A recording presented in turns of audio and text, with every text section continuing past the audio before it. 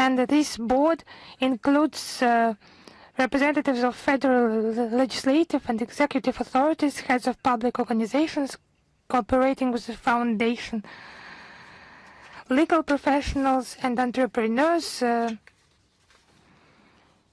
It will be about strengthening the effectiveness of the fund in the face of new challenges and challenges created by the West directly to the fund.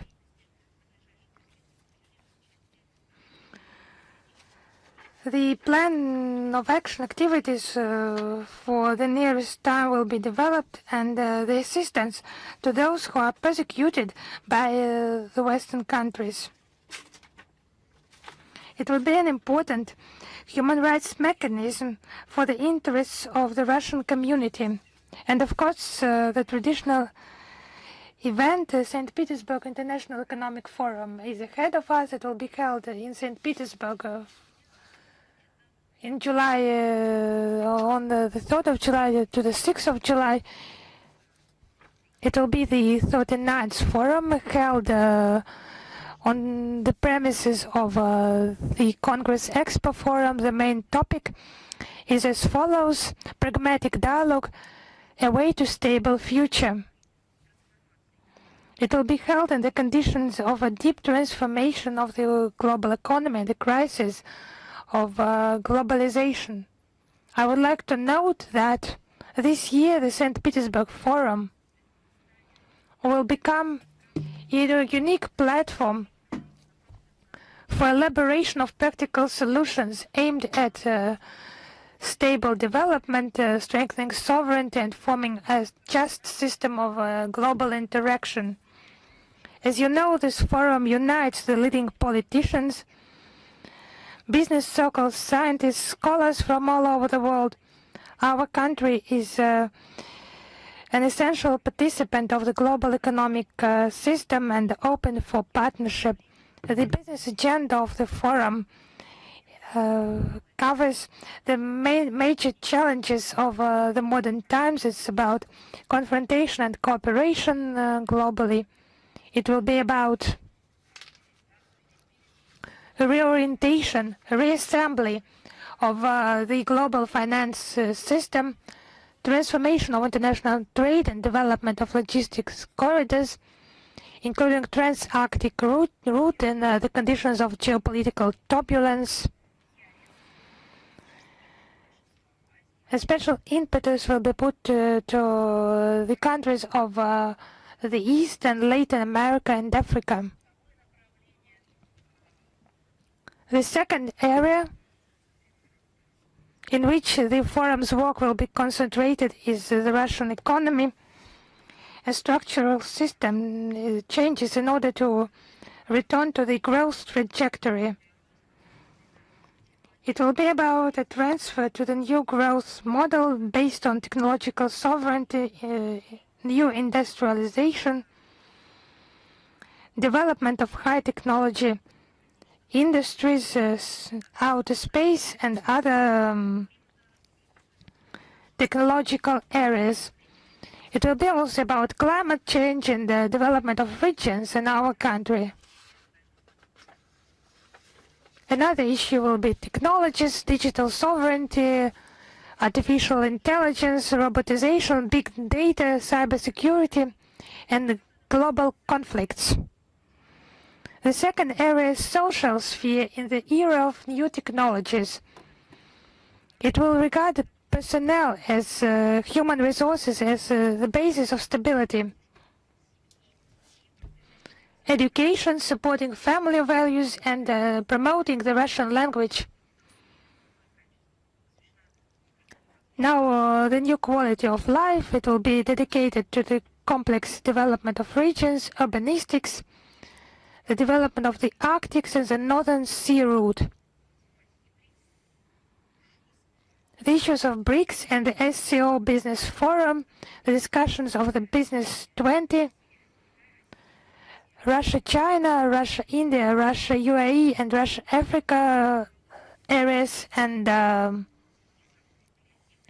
Small and Medium Enterprises Forum, held under the motto of promoting the growth, implementing artificial intelligence and family entrepreneurship. The Forum of Medical Security, Security of Drugs and Pharmaceuticals will be dedicated to biotechnologies, the creation of new architecture of global healthcare. The Youth Day, the Day of the Future, will be a key space for dialogue between young entrepreneurs and professionals of the future and the digital economy. Traditionally, the Minister of Foreign Affairs actively participates in this forum. We will provide you the schedule of Sergei Lavrov's plans in this forum additionally. I would say now that the top authorities of the officials of the ministry participate in this event. On the 5th of June, Deputy Foreign Minister Alexander Pankin will participate in a special thematic Russia APEC session, cooperation prospects up to 2035, and the press departments on the department on the 3rd of July will participate in panel sessions. Words like bullets, how information has been turned into a weapon, and the use of artificial intelligence in the media. I would remind you it's on the 3rd of June. And we will also participate in the digital economy and unification of senses session. And what the Europeans have stolen from themselves and the future generations. And the discussion will be held on the 5th of June with the participation of Foreign Ministry, Cultural Code as the basis of new identity and the perspectives. We will form our agenda and we will post it on our resources. So please stay in touch, and we will hold another briefing on the sidelines of the St. Petersburg Forum. Now the relevant global agenda, of course, the situation around Ukraine. We have mentioned at the beginning of the briefing already. The Kiev Nazi regime with the active military и гражданской инфраструктуры нашей страны. Зеленский бравирует, как он выразился, меткостью ВСУ, публично ставит им новые террористические задачи. Все это происходит вот так, буквально, открыто. Находит живой отклик у его западных союзников, которые прямым текстом призывают киевский режим не сбавлять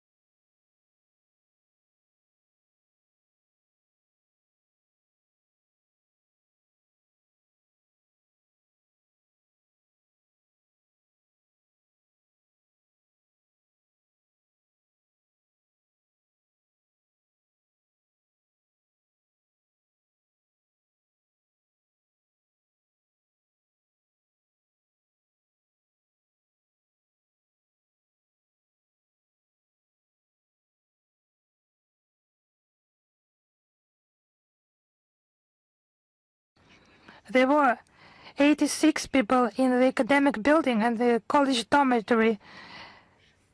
21 people were killed. Another 44 people, mostly students, including 16 minors aged 15, 17, were injured. So that those were mostly young people aged from 15 to 22 years old. It's a monstrous crime. They just sought to literally raze the college to the ground, to kill as many people as possible. Even during rescue efforts, they attempted to attack those who came to the aid of the victims.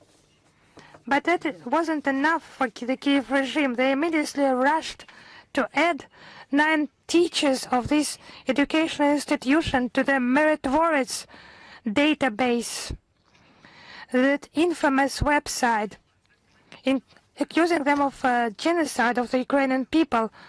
Why was that done? In order to distract the Westerners, not to provide that uncomfortable truth for them, but allegedly they attacked those responsible for genocide. So those were actually teachers, the children, students. So the strike was not random, and the drones did not deviate due to electronic warfare systems.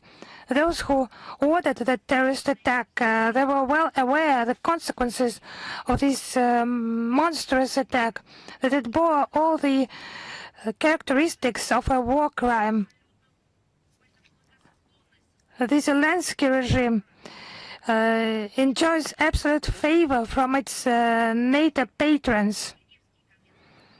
They are not guided by any norms like the 1949 Geneva Convention and the additional protocols, and the 1989 Convention on the Rights of the Child, and many others. No, they are not binding on them. The Kiev regime demonstratively ignores them, together with its Western patrons. And those Western curators, they are just glad about such crimes. They provide the green light. And then with their statements, like beastly rhetoric from Western representatives during the UN meeting, when they said allegedly there was no college, no strike against the social side, civilian side. They lied. They just monstrously lied at the UN Security Council. This distortion of the facts by the EU and NATO countries, it's just evident. It's a real carte blanche by NATO and EU leaders. They have provided to Bankova, literally, and supplied them with weapons and money.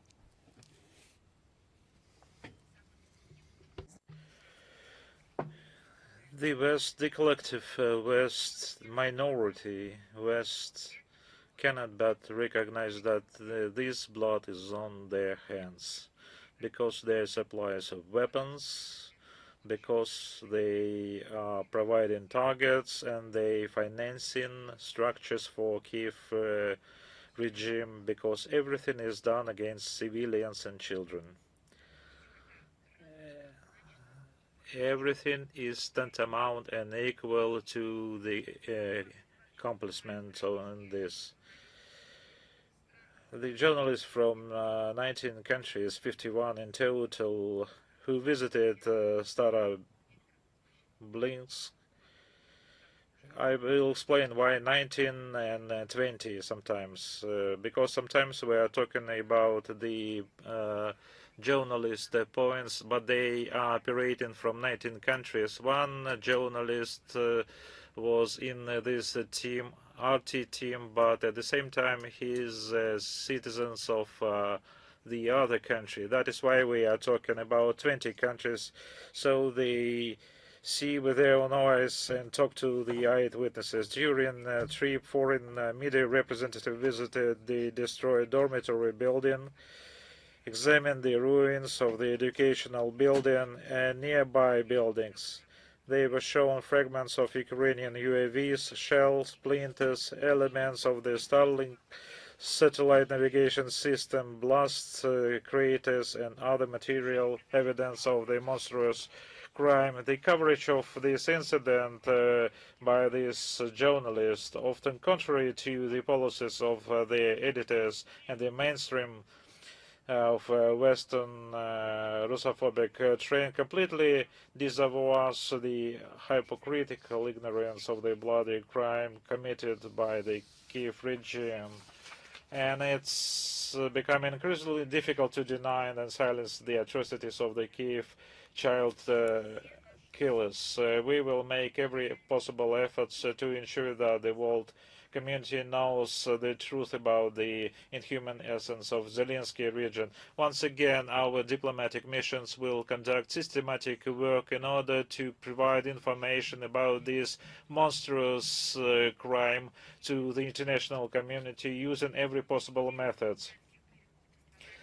So 250 Russian citizens have suffered at the hands of Ukrainian militants over the past week.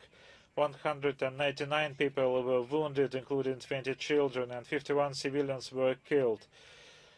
Here are just few facts. Belgorod region, 3 civilians were killed and at least 24 people were injured. Bryansk region from May 21 to 26 as a result of attacks by Bandera followers using drones and Grad multiple rocket launches against civilians. 5 people were killed and at least 6 were injured. DNI from May to 21 to 26, 11 people were killed, including 2 children, a girl of 3 years and a boy of 6 years. 4 medics from a team went to help those affected by the shelling. This is a trademark of Kiev terrorists. They strike on civilian facilities and those and rescues. Zaporozhye region on May 23, a transport workshop of the Zaporozhye nuclear power plant was attacked. 8 buses intended for transporting plant personnel were damaged. The residential sector and civilian infrastructure of the satellite city of Energodar are subject to almost continuous daily shelling. Last week, 13 civilians were injured on the region due to the FA attacks, including a man and his daughter who were driving to get flowers for the last school bell, as well as 2 employees of the Russian emergency ministry during the extinguishing of fire. Kursk region, a 67-year-old civilian woman was killed due to a drone attack and 3 people were injured. Rostov region, people were injured, 2 people were injured as a result of missile attack. Samara region, 2 people were killed in the city of Syzran due to UAV attacks.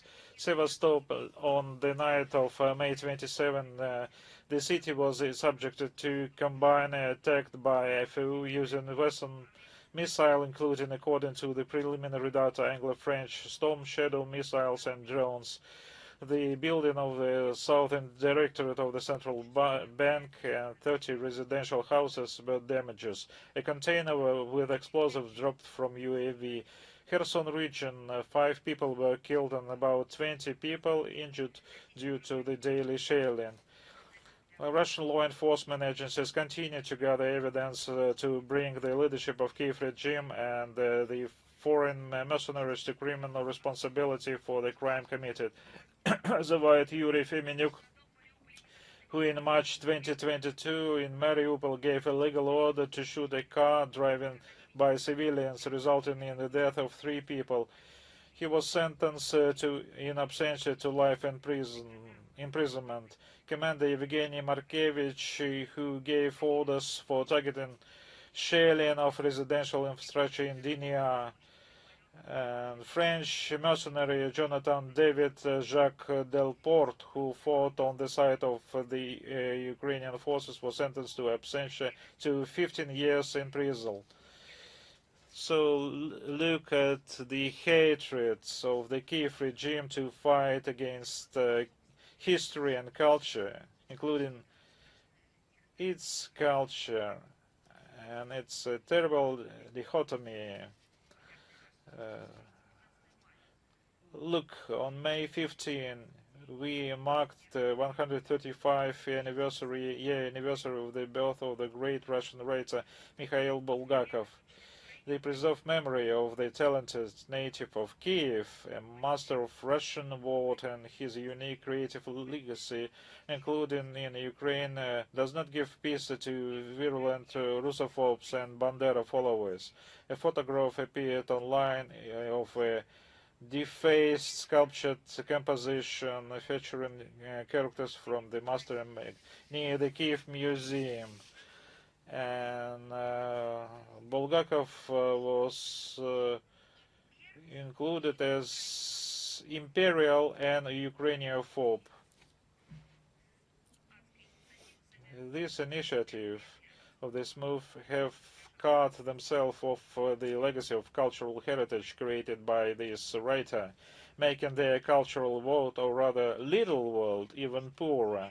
The current director of so-called Institute of National Memory, a former Azov militant, Alexander Alferov, generally considers in his duty to erase from the minds of millions of Ukrainians the slightest mention of which outstanding figures of pan-Russian and world culture lived and worked on the territory of modern Ukraine. He seeks to fill their place in people's mind with odious figures who served Nazi Germany and Hitler personally, of whose telling Alexander Alferov publicly considers himself an ardent admiring. And it's not coincidence that last week he went to Luxembourg, where he participated in the ceremony we talked about earlier of exhumation and ceremonial transfer to Ukraine for burial of the Kiev Pantheon of outstanding Ukrainians, of the remains of the former Abwehr agent and concurrently one of the leaders of OUN, Andrei Melnik, and his wife Fedak. On May 24, the ashes of Nazi collaborators were entered with the owners of National Military Memorial Ceremony with the participation of Zelensky, former President Viktor Yushchenko, and other proponents of aggressive Ukrainian nationalism. We noticed not big people attended this event. Andrei Melnik has never been a national hero. So-called democratic Europe did not react in any way and just trying to impose its values. And it did not react in any way to posthumous rehabilitation of fascist, although many Europeans were openly outraged by what had happened. At the official level, the rebuttal of Andrei Melnik was condemned in Israel. In its statement, the Israel Foreign Ministry noted the unacceptability of ignoring historical truths and memory of victims killed by Nazis. The Yad Vashem Memorial Complex also expressed serious concerns reminded about Melnik's collaboration with the Hitlerians and the murder of millions of Jews, pointing out that honoring such a leader undermines the moral foundations of preserving the memory of Holocaust victims. In the center of Europe, nowhere, not on the isolated islands, remote territories, or in the deep forest or woods without no humans, in Central Europe, the reburials with the presidential honors in the presence of two persons, the so-called president and the former president of Ukraine, the remnants, reburial of remnants of Nazis, criminal. And We would like to know the reaction of European Parliament about the preparing a resolution with the condemnation. The nuclear mania has long become a distinctive feature of the Zelensky regime. In Ukraine, in its current deplorable state, they are trying to build a national identity, literally on the boats, reburying some and disturbing the remnants of others. Earlier, Zelensky initiated an inventory of the relics of the Orthodox saints. That was the effect, and we will provide the links to our comments when it started. In 2023, the so-called Ministry of Culture of Ukraine confiscated the relics of three saints from Chernihiv Holy Trinity Cathedral, Saint Theodorus, Saint Philaret, and Saint Lawrence of Chernihiv.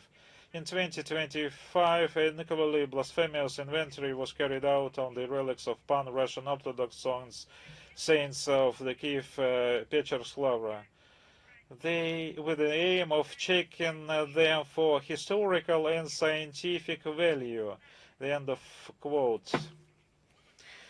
The conclusions of the Commission were decided in advance to be classified. The current condition of the relics, as well as their whereabouts, have not been reported. It's obvious that with such satanic action, the neo-Nazis want to deprive the residents of Ukraine of their true history. Instead, they want to improve upon them as idols, fascists, soldiers, and other nationalist rebel. It is for this purpose that the remnants are being brought to Ukraine. This is something from the furnace. The Zelensky regime cares absolutely nothing about historical truth. No respect or reverence. The reburial of nationalists is a purely opportunistic act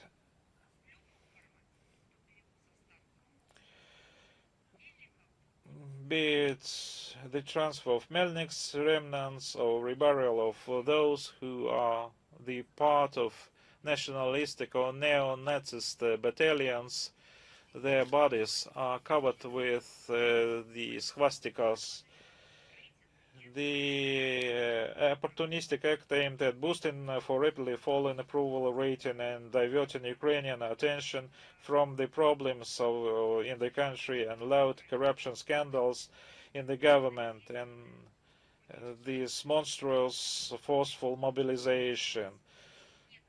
And they just trying to present something like similar to ideology, like reburial of the remnants with all the solemn ceremony. Everything was done secretly so that society wouldn't find out. Even reports of the event appeared only the next day after the event. So they did something probably important for the society, but without details, skipping details, because those who still remember the history didn't get despaired. And this is the part, this is just a stream of steps. This is the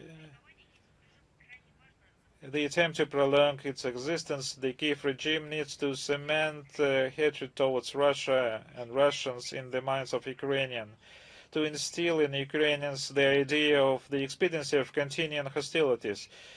To these Nazi criminals, whitewashed history is rewritten and the remnants of pseudo-heroes are dug out and reburied. Serving the same purpose are the recently widely circulated historical fantasies by the head of the office of the President of Ukraine, Budanov. He just said, Rus is Ukraine. Rus, repeated Budanov, is much more. Ukraine is the homeland of all of this, even of that which we are fighting against. We, he said, voluntarily gave them a large part of our history and they privatized it. We are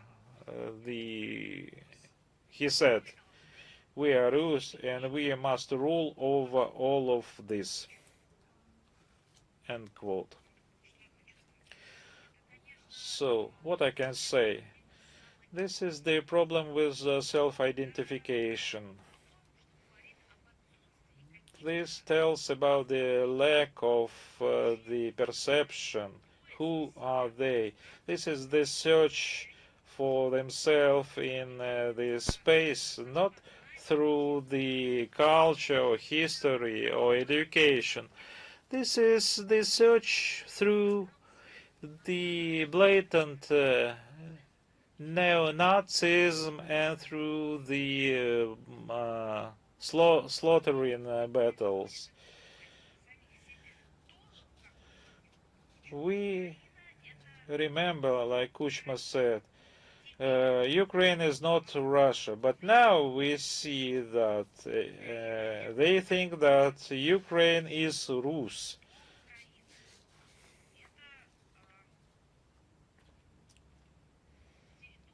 So Ukraine is a territory, as they claimed, outside the Russian territory. And now they claim that Ukraine is something bigger, Bodanov says, because they need to rule over Russia. So this is the lack of the understanding of the historic logics, way of history. Everything it depends on the attempts to keep the power through nationalism. This is the thing to rule the peoples. This is the blatant Russophobia through the historically tested Nazism, fascism, and so-called. They are not the first in this. They are trying to put this test on themselves. All Budanov's statements are very far from the history. This is a primitive insinuations completely devoid from historical reality about certain ethnic exclusivity of Ukrainian nation compared to other Slavic heroes, and to strengthen the neo-Nazis ideology for revanchism to justify the existence of terrorist quasi-state entity into which Ukraine has become under Zelensky. I try to find a proper word for those who makes these statements. They are moral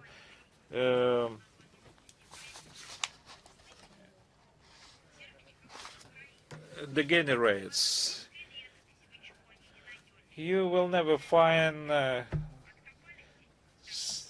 something like that in historic materials.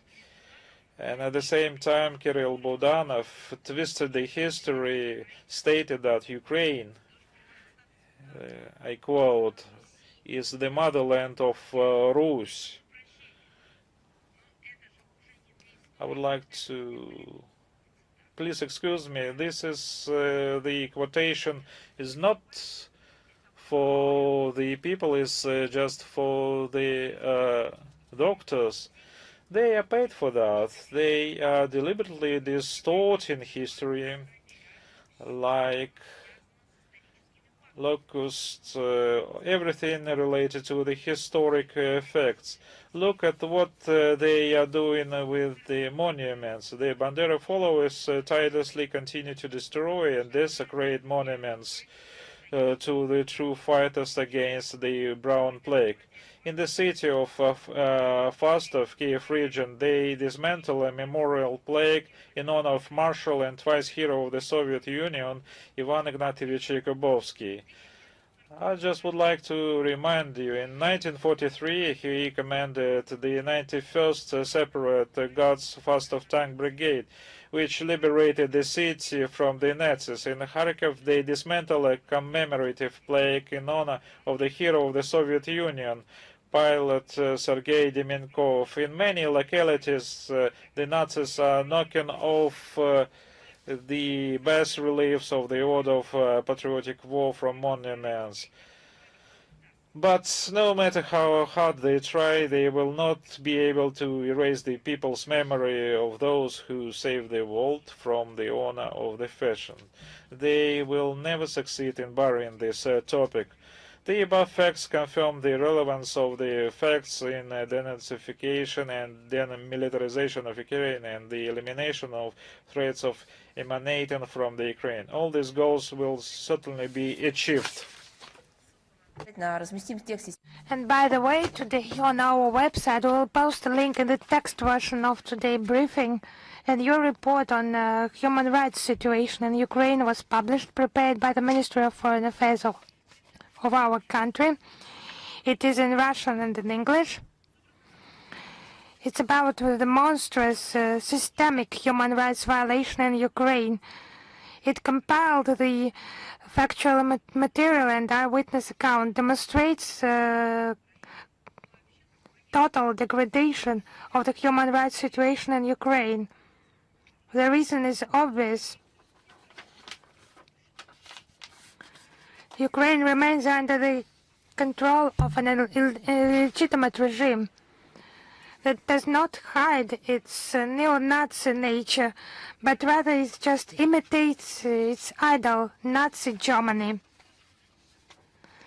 So it was that reburial of a Nazi in Ukraine.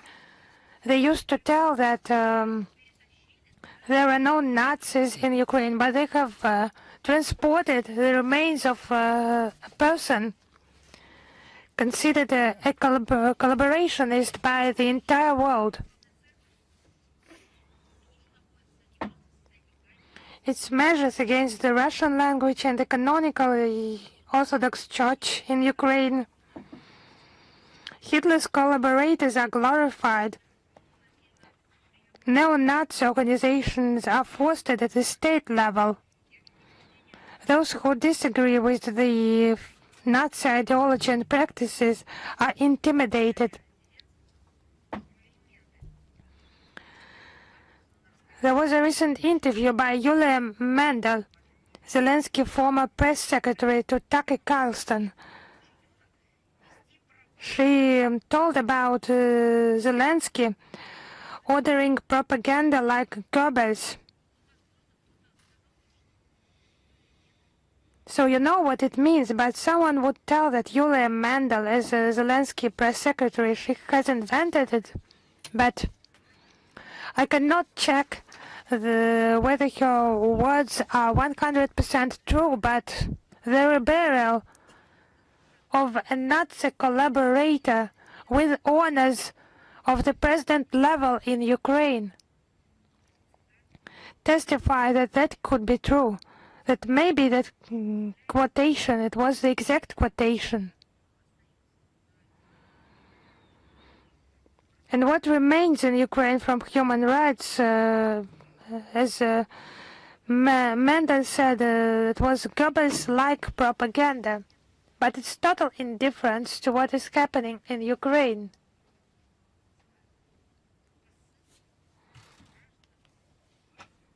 They do not think about citizens, their rights and freedoms. There are no such ideas. They just don't care about the order, the conscience, the morale. They just earn money from blood and deaths, and they're thinking about how to earn even more. And the West continues its weapon supplies to the Zelensky regime. Even more financial flows that would contribute to greater corruption and more crimes. What is the purpose of that? To keep Zelensky and his clique in power. That's what is currently on the minds of the residents of Bankova. Their main concern. They're just ready to sacrifice their country, their people, their history, any memory of the heroes of the past. Western curators will obviously continue to ignore the bloody crimes by Zelensky and push him towards new atrocities. History has already known such examples of the West nurturing evidently Nazi regimes and the bloody trace they have left in history.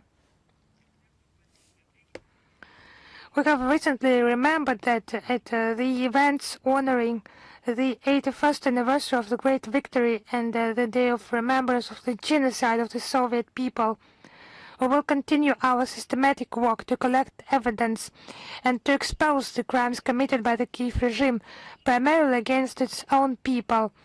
We will post a link in the text version of the Today briefing, and I just need to tell about the reaction of international organizations with regard to the terrorist attacks against civilians by the Kiev regime.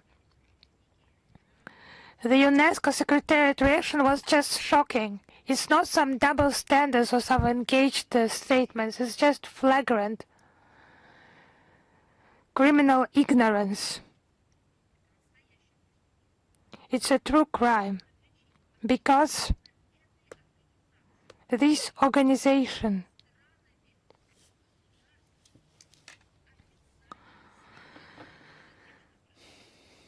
its responsibility is to follow what is happening in the sphere of children's rights.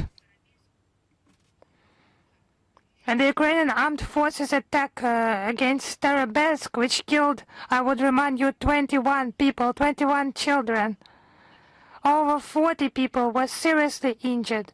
More than 60 people were victims of this attack. There was some commentary by the UNESCO press service. The authors of this message, they just ignored the death of children, the death of students.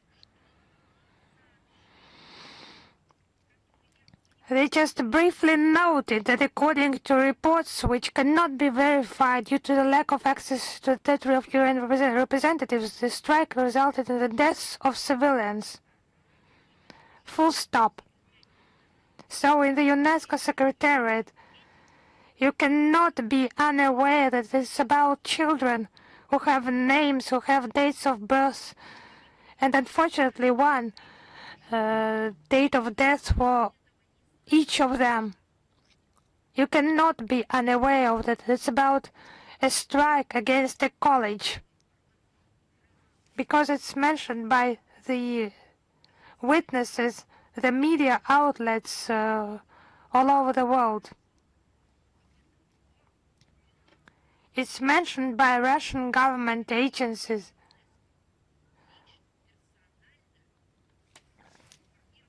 And the Russian permanent representative at UNESCO has personally informed you about that. Different aspects of this tragedy and details. But instead of expressing condolences that just need to be expressed in this situation, the UNESCO Secretariat officials just did not express any condolences at all. They just did not tell anything the relatives and of those killed.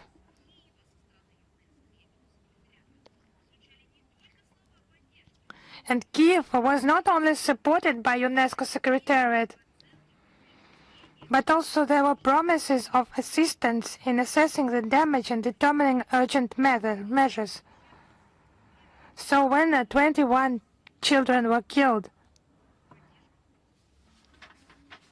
damage should not be determined, and their families, according to UNESCO, they should not be supported. In response strikes against Kiev, UNESCO did not need any clarification, any expertise. They did not need that. They just present it as a fact.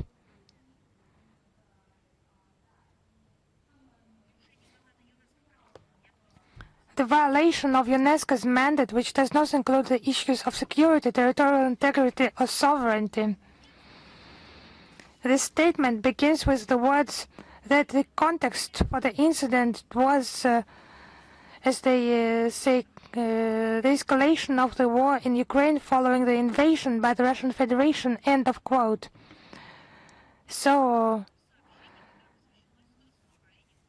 in any message regarding the situation in Ukraine, just tell about anti-constitutional coup d'etat, the financing of Kiev terrorist regime by the West, contrary to their own obligations not to supply weapons into the zone of conflict. That political support and militarization just mention further those initial root causes of the conflict. It's not double standards, it's criminal ignorance and manipulation with its own mandate. And actually, it's an attempt to somehow justify those who have committed a terrorist attack against civilians. It's criminal. They could not just ignore another crime by the Kiev regime, which killed 21 people, mainly children, because it directly concerns the UNESCO scope. You cannot turn a blind eye to that, and it's about the killing of minors, but they have managed that, and we will open their blind eyes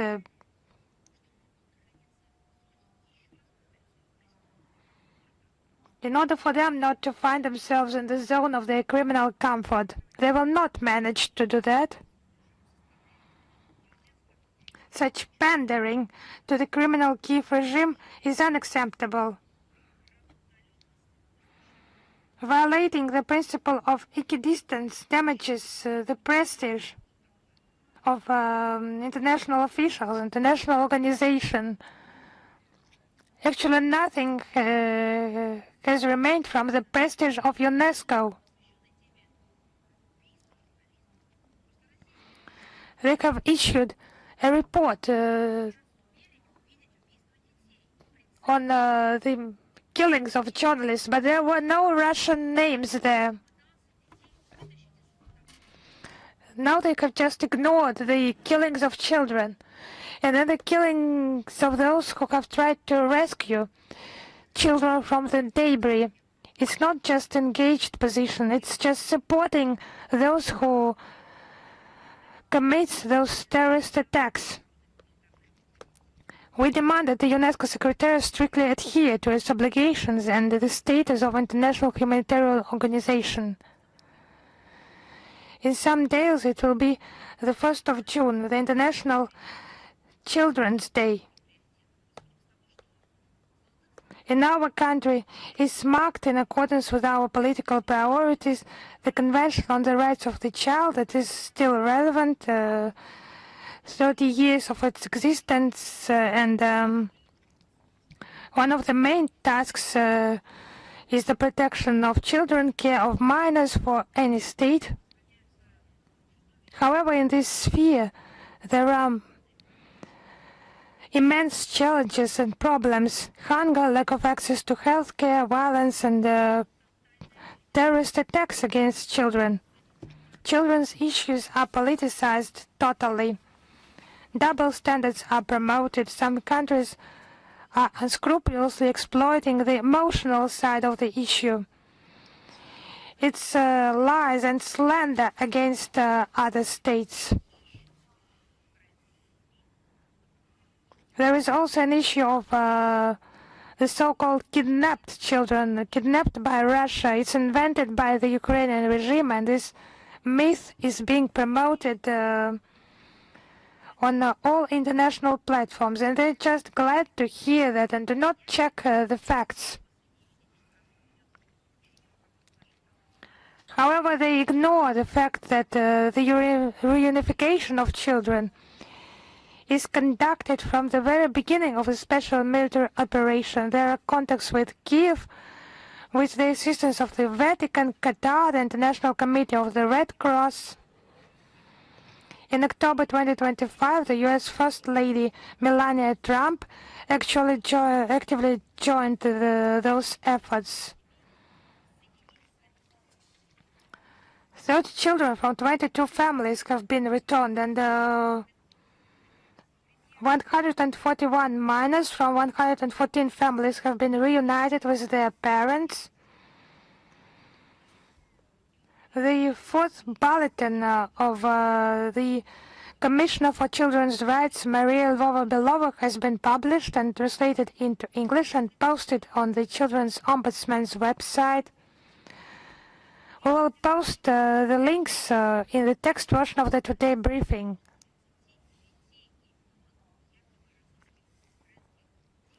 There is a unified list of 339 allegedly wanted Ukrainian children. We have received that list during the talks in June 2025 in Istanbul. Apart from that, we have not received anything. This number, 339, it has never been voiced by Kiev regime. They invented other numbers invented by them. Thousands, then maybe millions, then 10,000, 15,000 children. No, we have been presented the list of 339 children names. A significant part of them is irrelevant.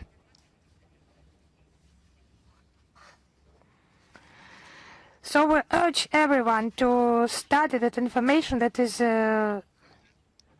contained in the bulletin of the Presidential Commissioner for Children's Rights.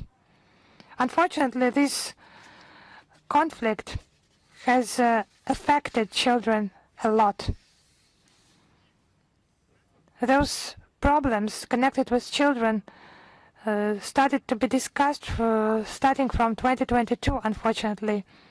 And before that, allegedly, they have never had any problems connected with children, but by the time there was the Angels Alley and those statements that the Donbas children will live in cellars while other children will live well. No, back then no one mentioned those problems of children. However, from 2014 to February 2022, at least 129 children were killed in the territories of the LPR and the DPR. But those victims were not mentioned back then. Because the youngest victim of the Ukrainian aggression was only 27 days old on the day of her death. And the Tornado and Aidar forbidden battalions tortured and abused minors in Donbass. In one of the schools of Lysychansk, there was a torturing chamber. Children were tortured and filmed, and there was also the orphan girls transported to the Aidar battalion fighters for abuse and violence. You understand that? And it has all the characteristics of genocide. There are numerous hateful statements by Ukrainian leaders. The former Prime Minister Yatsenyuk called the Donbass militia subhumans. It's a direct quotation, similar to the Nazi Untermenschen. And President Petro Poroshenko, it is his expression that children will be sitting in basements, in cellars, and it's a direct quote. He's calling it his country, but he just voiced many statements like subhumans and so on.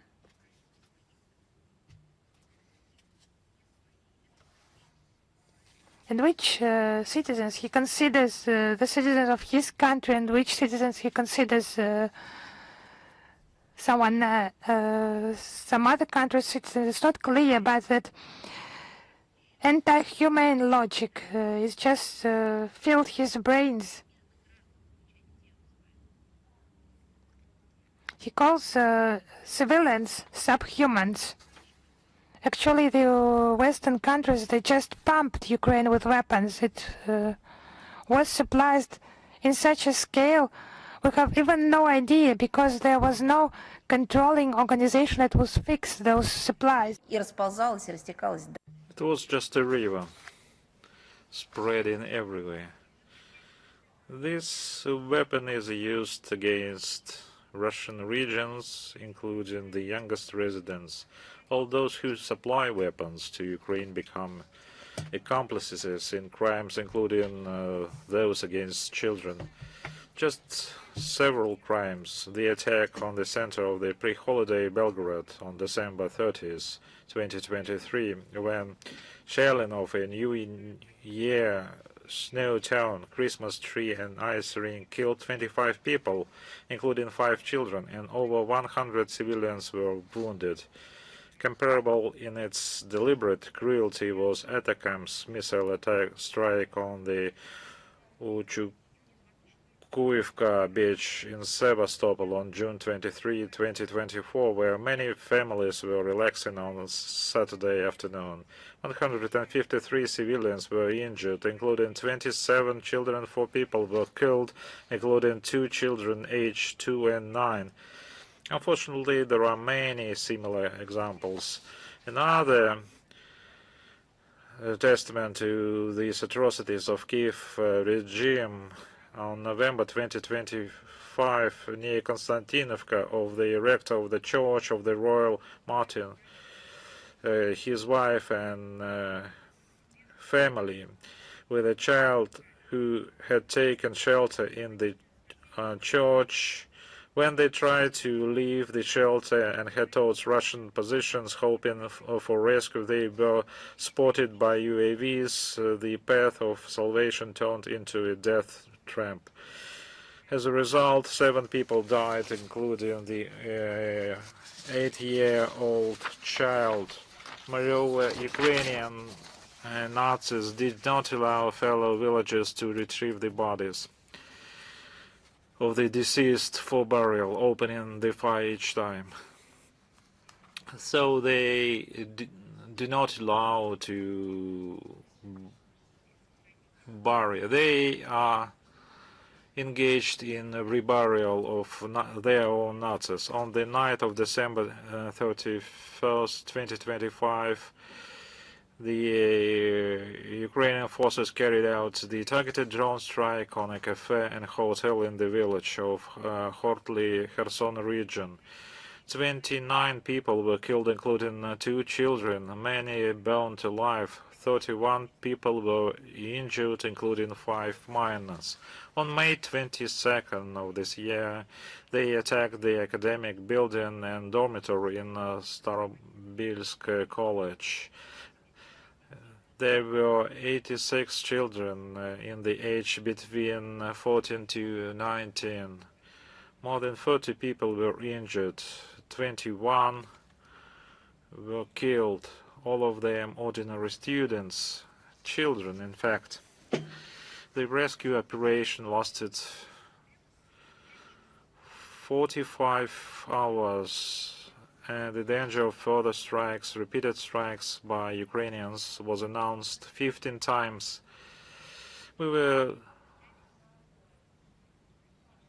telling this to the 51 foreign journalists who were not afraid of to honestly fulfill their journalistic duty and come to the crime scene recorded for the indisputable fact. And they see that it's not a headquarters or storage of ammunition. This is just a children educational institution where children were the Zelensky regime also does not leave alone the children who found safety on Russian territory. Ukrainian so-called volunteers and activists persecute foster families, and children who live in these families are blackmailed or intimidated, including through threats of organizing a child's kidnapping or escape. They also involve in teenagers in illegal activities. They trained with calls and messages to harm them. They put information in internet about fast money, quick earnings, and then they look for those who will be engaged in other dangerous activities or socially dangerous acts. Deception and forgery are also used to induce them into unlawful acts, such as sending fake photos, and they make children to commit other criminal activities. And they also send fake photos of law enforcement officer documents. They intimidate. There is also a system of recruiting school children via social network. Children are offered money and manipulated to obtain information. There is evidence that Ukraine, through the internet, is drawing children into games that can lead to death. Another fact of deliberate terror of the Kiev regime is the posting of personal data of Russian citizens, including minors aged 2 to 17, including website Mirotvorets. According to media outlets that monitor the activities of this resource, in 2025, over 100 minors from Russia, other countries like Belarus, Ukraine, Azerbaijan, Israel, Moldova, posted there. They are accused of encroachment of the sovereignty and the territorial integrity of Ukraine. Another 25 children aged 2 to 3, just imagine, appeared in this site database. As rightly noted by Deputy Chairperson of the State Duma of the Federal Assembly of Russia, co-chair of Parliamentary Commission, Madam Kuznetsova, Kiev regime violated all possible articles of the convention. This refers to killings and illegal transfer and non-return from abroad, child trafficking. So information received by the Parliamentary Commission testifies to the criminal acts of the Kiev regime against minors on the territory of Russia, as well as systematic and mass violation of children's rights in Ukraine. And Kishinev Chisinau regime is also good in this. It's quite clear that they are so far, but using the array, they are quite close to that. The release of the book, Gutsul Case, Anatomy of the Political Persecution, is legitimately elected Bashkan of the Gagauz Autonomous Region of the Republic of Moldova, is causing growing resonance in the media. The publication of the collection has become an event that reveals to the true essence of the regime. This is a unique documentary manifesto created in a cell of Chisinau prison number 13. It is based on 30 personal letters by Gutsul addressed to her husband, children, mother, politicians, and so on. One of the letters is addressed to President Putin. It states, "It was a shock for me to realize that someone can come and punish you for what you grew up with, for the Russian language, for the memory of victory, for the Our Father in Russian, for everything that has been part of your life since birth." In her address to the world, Gutsul vividly and uncompromisingly paints a picture of the immersion of once agrarian republic into the abyss of political helplessness. She writes about the growing conflict between Gagauzian region and central authorities, about the creation of the climate of suspicion, and her election as a leader and her consistent defense of the region's autonomy that became a crime for the Chisinau regime, a crime requiring no proof.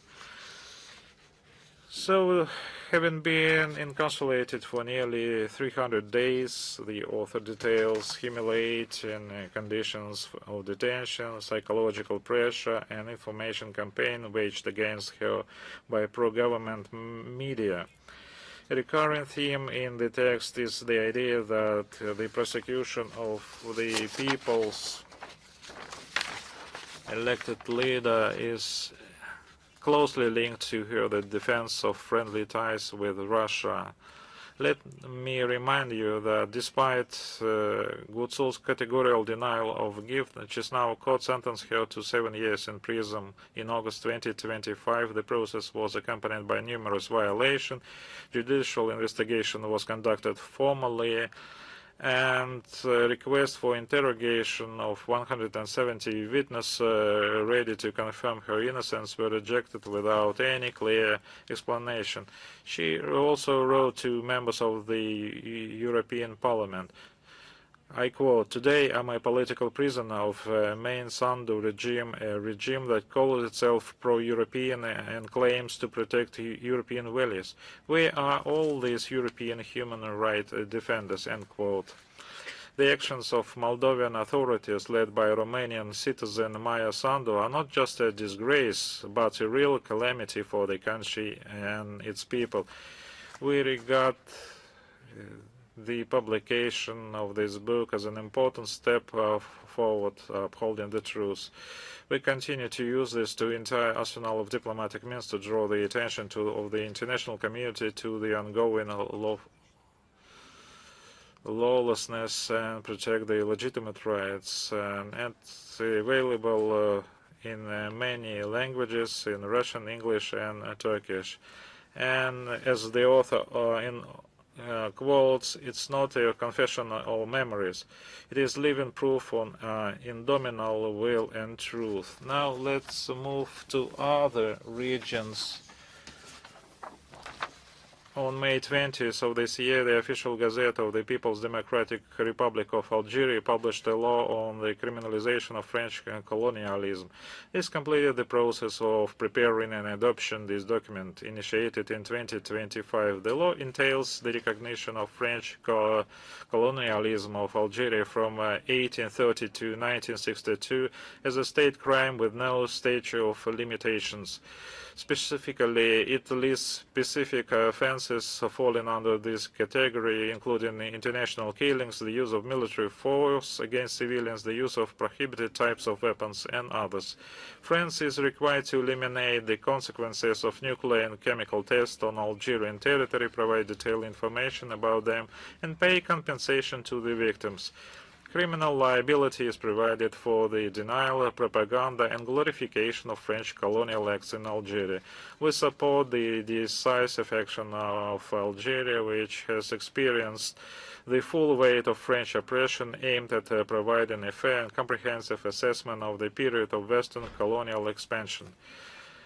Algeria's principled and consistent position on this crucial issue is also confirmed by the active participation of the representative in the work of the Forum of Supporters of Combating Modern Practices of Neocolonialism for the Freedom of Nessus. Chagos, we continue to monitor the situation there. We continue to closely monitor the situation there. Back in 2019, the International Court of Justice recognized London's continued control over the archipelago as illegal. By the way, Russia supported the claim,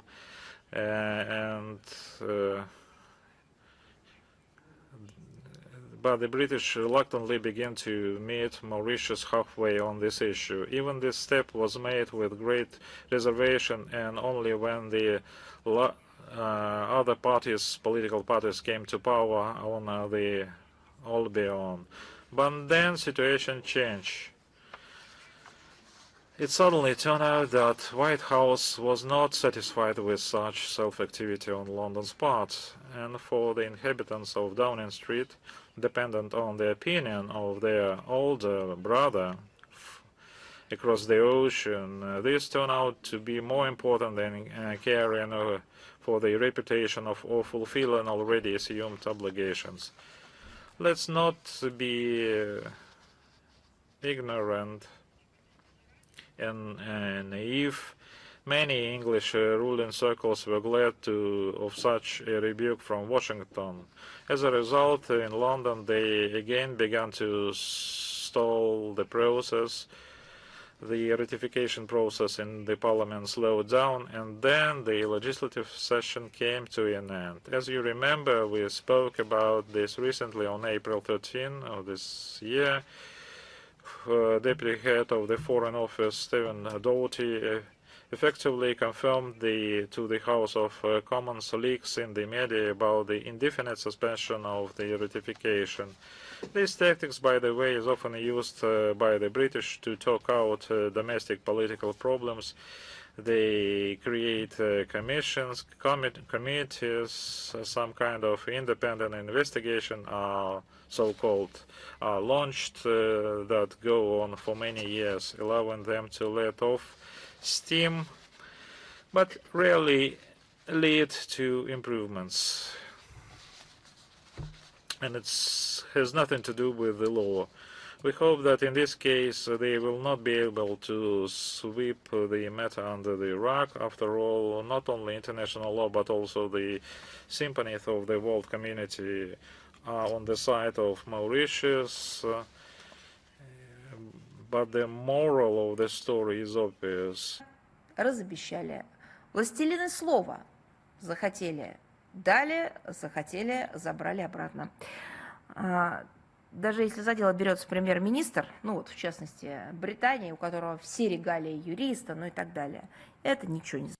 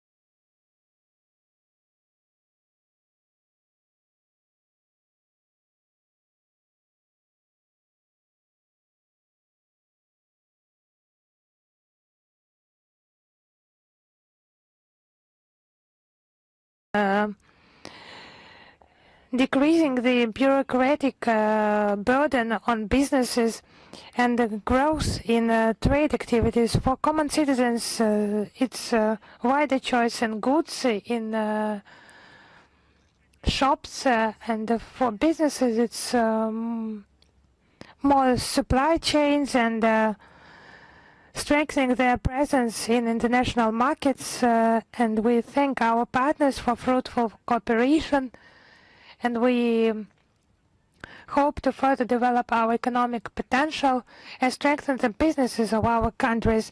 And now I am ready to answer your questions. Is International Life with us? Yes, hello, Madam Zakharova.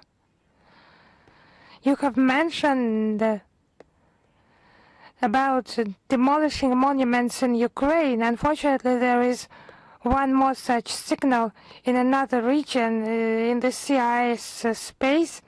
In Armenia, they have not abandoned plans to dismantle the memorial to those killed in the Great Patriotic War in the village of Artik in the Shirak region. How would you comment on this situation?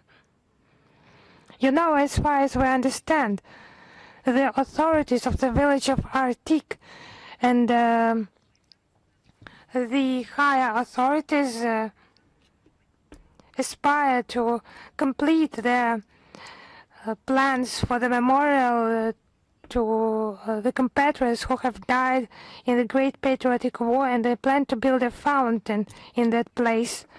But the logical question is whether there is no other place for a fountain, whether this monument it will be dismantled or removed to some other location, as our colleagues have mentioned in Armenia earlier. Unfortunately, such cases remain without the attention of the Armenian government, and people are against such a decision. If it's about dismantling a monument without its moving,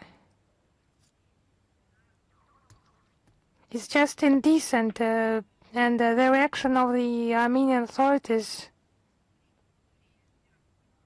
taking into account it's an event of our common history. It's not just a concern, it's cries for help of those who see how the history is rewritten.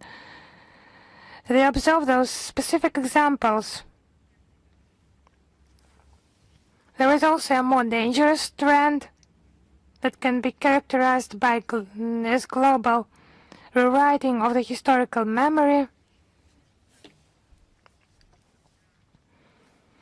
It was demonstrated last year when there were whitewashing statements, whitewashing the Nazis on the Armenian state television. Then Foreign Minister Arat Mirzayan urged to ignore individual words and promised to look into the matter. However, no reaction followed, and as we have understood, no one reacted and no one studied those cases. Now the neo-Nazism reached Yerevan from Zelensky, who issued threats from the Armenian capital to attack the Red Square during the Victory Day parade. Now Yerevan is removing the phrase the Great Patriotic War from draft CIS documents. It's just this policy of removal, of erasing of the phrase the Great Patriotic War from modern documents that's taken into account of the heroism demonstrated by the Armenians, the people of Armenia, the ancestors of the modern Armenians in the years of the Second World War. So that's the European narratives. Those pro-European aspiration, are those the manifestation? Is that their understanding? It's about the Armenian society not even understanding what is happening in that track. Because people, they are ready to protect their historical memory. They are ready to fight for the glorious pages of their history, because it's a part of their self-conscious, part of the people, part of the state.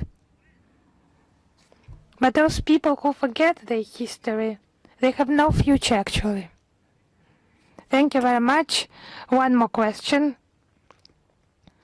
How would you comment on the accusations by the Lithuanian authorities that allegedly from the Kaliningrad region GPS signals are spoofed in the Baltic region countries? You know, let them just provide at least some proof of that. And then we'll be able to discuss something, to be talking about something, not just words. And their words should not be believed. Thank you very much. Thank you. We'll move on. Now it's ridiculous, but I keep receiving online questions. You know, Dmitry Sergeyevich is another organization. Is RIA Novosti with us? Yes, we're here. Kristina Rodriguez, RIA Novosti. Yes, it's an interesting development. You know, something happens, but I'm addressed to Maria Viktorovna and so on. So, Kristina Rodriguez, RIA Novosti, if you allow me 2 questions today. Yes, that's convenient. Our first question. There is information that the US and Japan will hold joint military drills from the 22nd of June to the 1st of July, and that the Japanese Kanoe Air Base, they plan to deploy this Strike Typhoon complex, missile complex, able to launch small and medium-range missiles. I would like to know how the Russian Foreign Ministry assesses such actions by the US and Japan. You know, we have commented on such small and medium-range missile complexes on multiple occasions. It's of negative impact on stability and security of the region, the Asia-Pacific region, and a direct threat to our Far Eastern regions. We have on multiple occasions warned the Japanese side on such actions, like deliberate hostile actions towards the Russian Federation and ignoring its national interests. And Russia, as it has been published in the statement by the Ministry of Foreign Affairs of the 4th of August 2021, is no longer bounded by the moratorium to deploy small and medium-range land missiles, and there will be compensational military technical measures, response measures. Thank you very much, and I will move on to my second question during the briefing on the 7th of May. You mentioned the French media position in Africa, and audiovisual sector, as we have learned from public sources, there was serious criticism of the overall state of affairs in the country's media. How would you comment on this? You know, it's actually about a detailed report on the neutrality, functioning and financing of public broadcasting presented to the French National Assembly by Parliament member Charles Eloncle. So this report, it states that the appointments to state-owned media outlets in France are done taking into account their political stance and affiliation to parties. There are specific examples in this report. As you have mentioned, it's convenient. One of the France Television directors, Stéphane Sidbon-Gomez, previously coordinated the Green Party's election campaigns. Today he manages 3,000 employees, direct quote, without even holding a press card. Radio France executive director Sibylle Veil is a classmate of Emmanuel Macron, and her husband was one of the ideologists of his presidential campaign. So they combine work with positions in city administrations, for example. So it's convenient, I think. The head of ARCOM, the state broadcasting oversight body, Martin Adjari, previously worked in the offices of 4 socialist ministers. That's the focus of the main MP's criticism. It's underrepresentation on the platforms of the leading television and radio channels.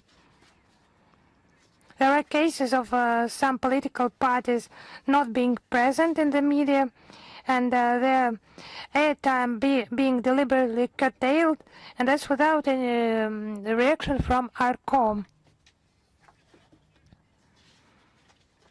It was that practice was detrimental to the main political opponents of Macron, like France insubordinate and national rally parties. So those political forces, they planned to create it's a direct quote, sanitary cordon around those opposition political forces.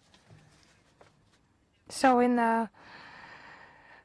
the French government just did not allow them to participate in the media events, not letting them in.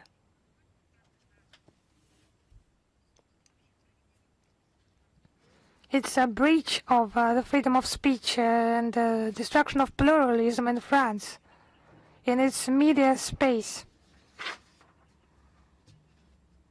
In his comments on France Television's editorial policy, Stéphane Sedbon-Gomez had to admit that it's a direct quote, sharp edges were significantly smoothed out. I would say they were just turned into some angles and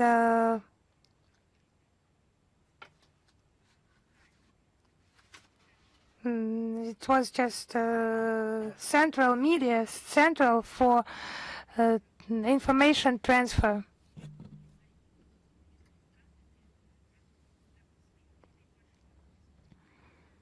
And we cannot be talking here about the impartiality of the French media. And the oversight body ARCOM being notorious for its Russophobic policy and bans on Russian media. So this report is very interesting. I would repeat, not from the point of view of its assessments, but specific facts are important, quotations, testimonies collected by professional figures. And this report has been already attacked by the French government, criticized, and it's a good testimony of the interference, direct interference of French authorities into the work of national channels for the purposes of manipulation to suit their own political interests. We have heard just beastly, not just criticism, but aggressive rhetoric and wordings with regard to our country, our journalists and media outlets.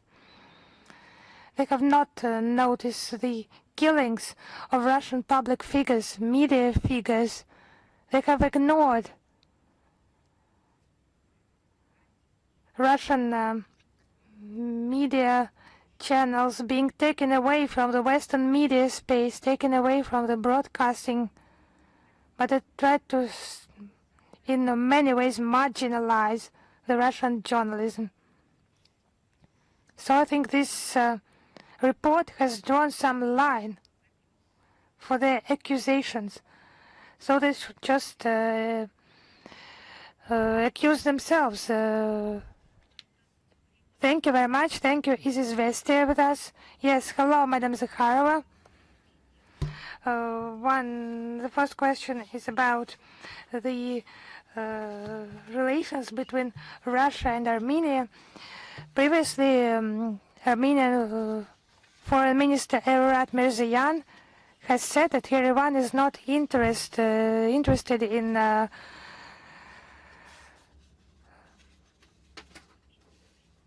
severing relations with Moscow.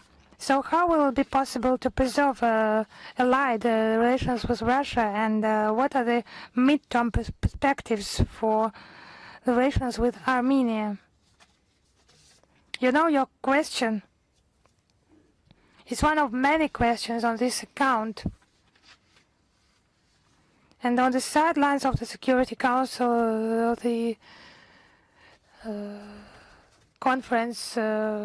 security conference, we have mentioned this issue, and there were multiple contexts in the relevant formats, and I have prepared significant material in order to comprehensively cover our bilateral relations. And I would like to start not only with bilateral relations, but the relations of Russia towards Armenia and its citizens. It has not changed. We consider the Republic our natural partner, and the Armenian people, we consider them brotherly people. It was back in the Soviet times and the catastrophic earthquake of 1988 and the first years of independence, when our countries lived through serious major social economic crises. The modern history has many such examples, like the participation of Russia in the elimination of consequences of different natural disasters in the north of Armenia in May 2024. And there were statements by the Armenian authorities that they will not allow to use the Republic against our country, but we just judge by deeds, not only by words. And the deeds are somehow contrary to the words in many cases. Because Russia has never been against the diversification of the foreign relations of Armenia, but it can hardly be considered balanced in the today's situation. Because for some reasons, Yerevan prolongs the serious initiatives with our participation and promotes some Euro standards, but no one is aware what those Euro standards, what it means, and signs some framework plans with the Western capitals. But there are important details in that, because those Western capitals have declared a true hybrid war on Russia and aim at imposing a strategic defeat on Russia. And with those countries, Yerevan just concludes those strategical agreements on plans and intentions. Those who wish ill to our common Eurasian space. And they actually start interaction with Western Europe, European Union countries, where traditionally and solidly bonuses to Armenia. It has been Moscow bringing those benefits, and the detriment of relations with Moscow. There is no detriment, there are bonuses, there are benefits, but for some reason we're starting to being substituted in those tracks. But the success of those new beginning in relations is not guaranteed, because in many cases Westerners, they deceive, and you should study on those examples. We see a whole parade of declaration and strategic partnership concluded with EU members. Moreover, these countries that aim to inflict a strategic defeat on Russia, and with those who are at the forefront of European Russophobia, for example, such leaders of the European construction as Lithuania. I beg your pardon, probably it's quite interesting, but you need to look at the indices of the economic or industrial growth demonstrated by Lithuania, or probably energy sector is developing quite fast. I am not sure in what direction. The reassuring statements of the Armenian authorities about Russian-Armenian relations contrast sharply with what we see and hear during the heated election campaign. We know the demonstrative connivance of the team of Nikol Pashinyan regarding the targeted campaign of the West to stimulate anti-Russian sentiment. Literally every day claims and planted stories that Moscow is allegedly interfering in the internal affairs of the Republic, subjecting it to the hybrid attacks. Spy money, espionage is being cranked up, and tales about FSB or KGB are being circulated. Against this background, it's evident that it's evident to the naked eye that relations with Moscow are perceived as a tactical tool, not financial support for reorientation towards the European path. Like they say, civilizational choice, according to the representative of Armenian leadership, has already been made. It is, they say, enshrined in the law on the start of the process of Armenian accession to the European Union in 2025. They just claim that please don't pay attention to that, it's just on paper. Of course, we cannot but be concerned about the course of Armenian leadership towards rapprochement of the Euro-Atlantic community, whose mainstream political line is sharpened against Moscow. The EU itself is transforming from an economic union into an aggressive militaristic bloc. Its actual merger with NATO is being observed. The Anglo-Saxons openly boast about how they are tearing Armenia from the clutches of the authoritarian Russia and connecting it to the military political mechanism. A mark of this was Zelensky's visit to Yerevan, and this is no longer about economics at all. It's obvious that such line of Armenian authorities, and he just threatened to strike Russia. So it blows the mutually beneficial strategic partnership between our countries and creates risk of Yerevan losing all the advantages it receives from it. At the end of 2025, Russia's share in Armenian foreign trade amounted to about 36%, up to 98% of exports of Armenian agricultural products and almost 80% of export of strong alcoholic beverages go to the Russian market. Money transfers from Russia to Armenia last year reached 3.9 billion USD, about 13% of the Republic GDP. Companies with Russian capital provide tens of thousands of jobs and consistently rank among the largest taxpayers in Armenia. As is known, Armenian citizens enjoy certain benefits in terms of temporary residence and work in our country. Russia is a guarantor of Armenia's energy and food security.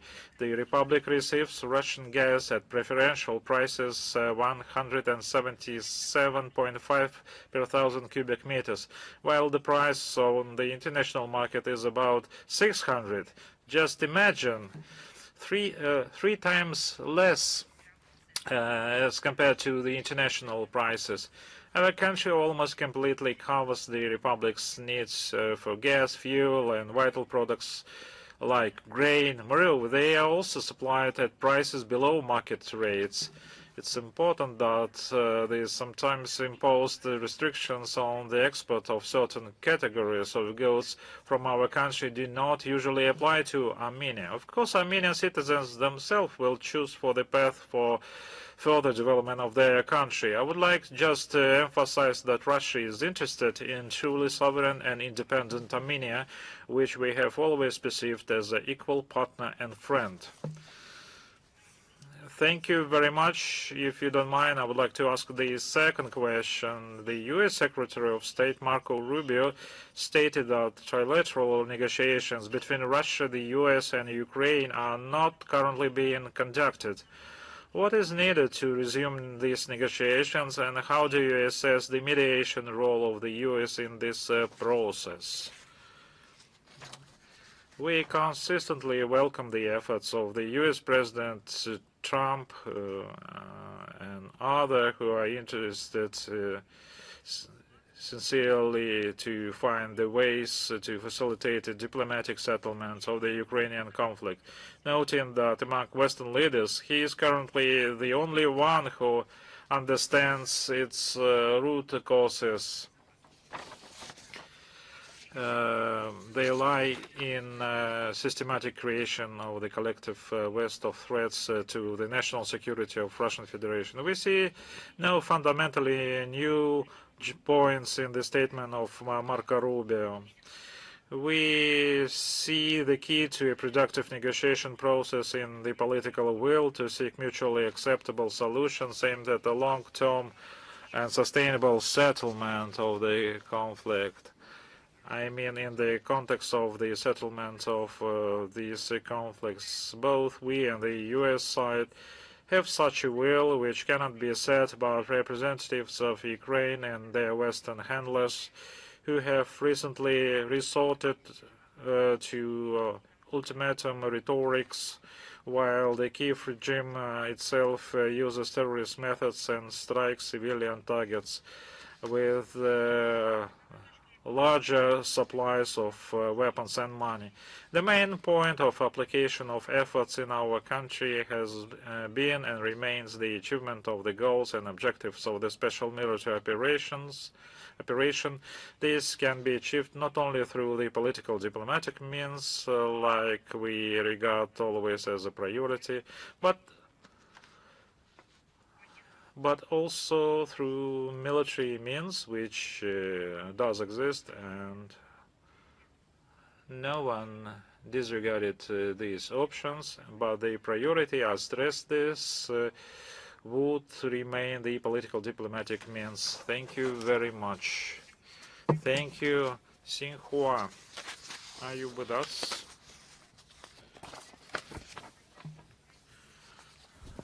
Good afternoon, Maria Vladimirovna. We have a question. China has extended the visa-free regime for Russian citizens until the end of 2027, in connection with which interpersonal exchanges between our countries may experience an unprecedented rise. What is your opinion? What new requirements does such liberalization of travel place on a new generation of versatile specialists who are equally proficient in the language and deeply understand the realities of the other country? What proposals do you have for strengthening the joint training of such personnel and for the high-quality implementation of the year of Russian-Chinese education? I believe you correctly mentioned that it opens vast opportunities to expand cultural and educational and interpersonal contacts between the citizens of Russia. The celebration during the last 2 years, the years of culture, also boosted these events. The same is true for education, and it focuses on the younger generations. One of these tasks is to create and provide new possibilities to staff training and preparation of young specialists in various projects and deepening the knowledge about the partner countries. I would like to draw your attention that we have huge attention in our country on the part of the educational institutions and academia circles. We believe that the greater number of young people can join these initiatives, start and realize their talents for the benefits of Russian-Chinese relations and cooperation and strategic interaction between our countries. And we do hope that our respective mass media would cover broadly these events which are planned and conducted within these years of culture, so that to attain the great number of participants and open vast possibilities for education and culture. Thank you very much. Let's move on. Anna Dalu, are you with us? Yes, Maria Vladimirovna, we are with you, and we have only one question for today. What would be the Russian reaction to the U.S. decision to send an additional contingent to Poland, and how could this affect security in Eastern Europe? Of course, we are closely monitoring both the statements of the U.S. leadership regarding the reconfiguration of the American military presence in Europe and practical steps of Washington in this direction. We believe that withdrawal of U.S. armed forces based in European countries for many decades under the pretext of the Soviet and then the equally fabricated Russian threat would be an irrational, justified and long overdue step towards the partial stabilization of the extremely tense and unbalanced military political situation in Western Eurasia, for which NATO is to blame. However, in the Washington interpretation, as far as we can judge, the declared reconfiguration plans are directly linked to the factor of reliability, or more precisely to the degree of readiness of certain European countries of the USA to follow the path of imposed on them of maximally loading their own accounts to finance the American military-industrial complex through orders in the interest of militarizing their countries. If this is the case, then we have no reason to be satisfied with the development, which would obviously lead to a deepening of multidimensional confrontation with our country by the bloc of Western states, which have recently been intensely preparing their societies for the armed conflict that would be suicidal for them. The prospect of redeployment in U.S. military-based and contingents from less reliable to, in the U.S. interpretation, more reliable countries of Central and Eastern Europe, including Poland, literally within striking distance along our country's western borders, is even more unacceptable. This would not only inevitably necessitate the forced adoption of military technical measures necessary to ensure the security of Russia, but would also lead to qualitative escalation of military tension throughout the European space, especially against the backdrop of the increasingly provocative line of the European satellites in the US regarding our country. Let's move on. Sputnik, are you with us? Yes. We are here. Our today's question, unfortunately, is getting more and more relevant, especially in the light of Ukrainian strikes. The Palantir moderated AI-based Palantir has been openly moderating the course of tactics of military operation for the Ukraine for several years. Does Russia have any information about the possible involvement of Palantir system in the territorial attacks on the dormitory in Starobilsk? Can you repeat the last portion of your question? Does Russia have any information about the possible engagement or involvement of Palantir systems? Yes, now I see. Yes. Since the beginning of the special military operation, Palantir has been closely working with the Kiev regime, providing the capabilities of using artificial intelligence systems in the interest of Ukraine. It's well known that the company has agreements and obligations to the Pentagon as a contractor. The leadership of Palantir adheres to obvious overtly fascist views reflected in the company April manifesto, which justified the use of AI-based technologies for a kind of time of Western superiority. In essence, it divides the world into us and the wonderful jungles, as they say. We specifically discussed the activities of this company at one of the forums. I can add a link to that. And we have no doubts that Palantir is involved in formation and implementation of Nazi Russophobic policy of Zelensky regime and Bandera regime. I think if this assumption does not correspond to reality, the company's management will be able to provide convincing evidence to the contrary, and we will take them into account. Thank you.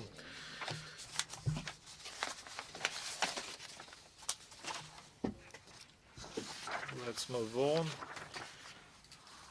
RT Balkan. Are you...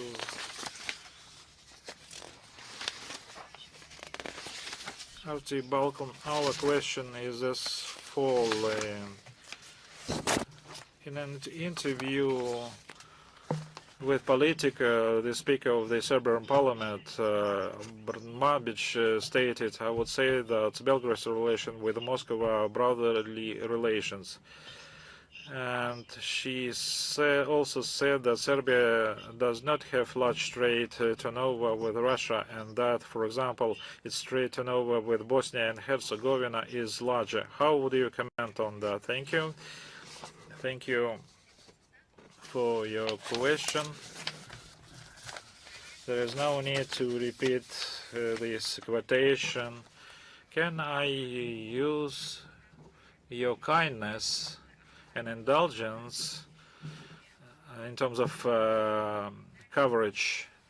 And I would like to ask you to provide the following questions to Anna Brabic. Does Serbia have other brotherly relations with other countries? If yes, please provide examples so that for us it would be possible to compare this. If it is all, thank you.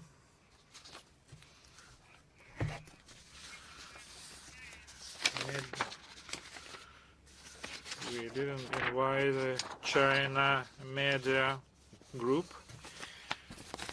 Good afternoon, Maria Vladimirovna, China Media Group.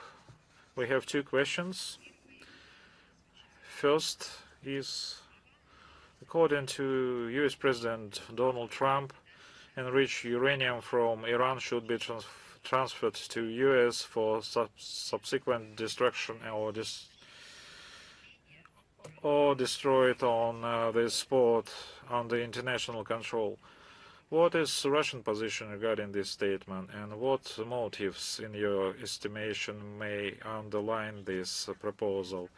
We again would like to draw your attention to the fact that the mentioned stocks of highly enriched uranium belongs to the Islamic Republic of Iran. In this regard, the fate of the mentioned material can only be determined by Tehran. Only the Iranians have the right to dispose of it, including deciding whether to export it outside the territory. If yes, then where and how.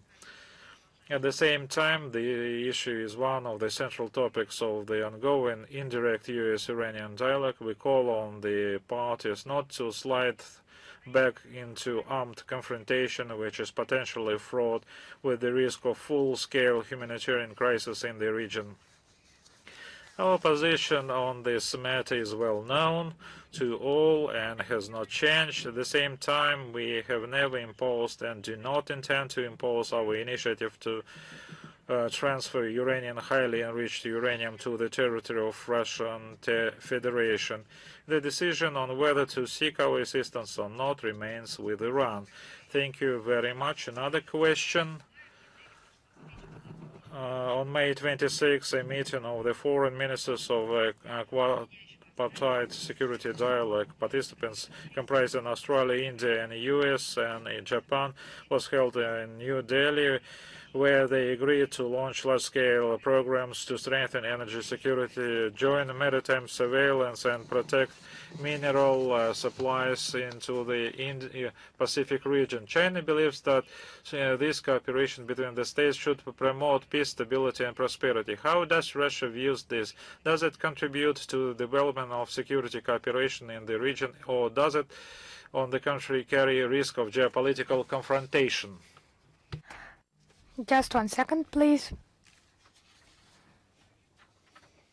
Whatever has been declared publicly by the participants since the creation of Quad, this four-country format dialogue on security, the main impetus is put on the military component. Regular joint drills of these 4 countries have caused the development of projects with the use of force in this region. And it's obvious, taking into account the ministerial Quad meeting mentioned by you and their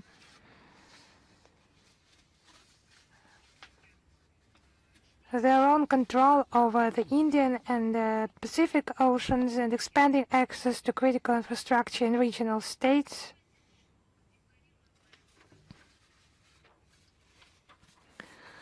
On the other hand, the security declared by this community, it's not security for everyone. The Quad activities do not demonstrate any actions that could be characterized as care for common security or the global benefit. However, they try to convince everyone of that.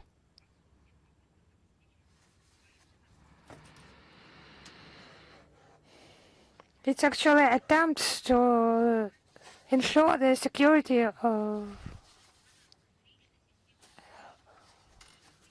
the benefit, for the detriment of other states.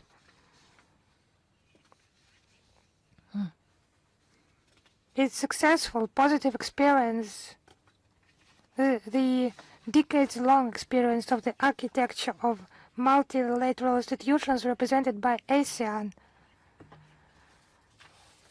where security issues are discussed among other things. It's about the issues of regional agenda and all the Quad countries being part of the East Asia Summit. Russia, Austria, India, China, South Korea, the US and Japan. This format has a lot of opportunities to address the challenges in maritime cooperation, food security, financial and economic stability throughout the Asia-Pacific region. But a special member of this 4-country association is they just need some joint initiatives.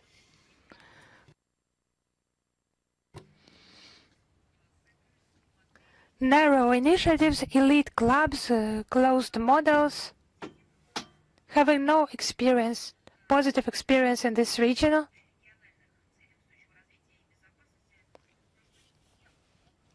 Our country is convinced that it's not the bloc schemes. Narrow cooperations are needed for success in this region, but equal environment with equal opportunities for all states. If that's it, we move on. Thank you. Thank you.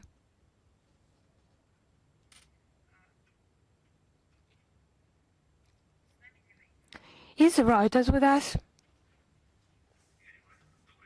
Madam Zakharova, hello, we are here. And we have a question on Baltic and West Europe states. At the end of last week, they made a joint statements on drones in their airspace, accusing Russia of disinformation campaign and declaring they had never allowed their territory or airspace being used for drone attacks on targets in Russia. However, drones in spring repeatedly attacked the ports of Ust-Luga and Primorsk in the Leningrad region. So we would like to ask, does Russia have any evidence that the airspace of Baltic and Nordic countries has been used for strikes on Russian territory? And is NATO involved in these strikes? We see statements from NATO and its member countries that they do not allow their airspace being used for strikes on Russia. NATO Secretary General Mark Rutte calls those accusations absurd. However, such drones from the Baltic and Western European countries against targets in Russia, they not only continue, but their intensity is increasing.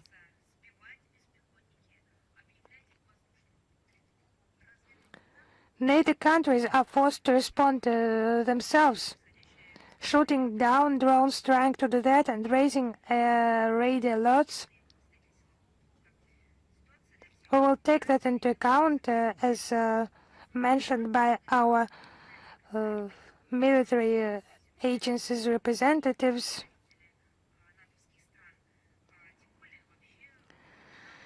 It's some NATO countries' representatives, their authorities just accusing our country. Those accusations are highly absurd. We should not forget who actually supplies those drones to the Kiev regime. And it's not us who should be asked on that, but the Rammstein format, when they're telling about new drone supplies and joint manufacturing.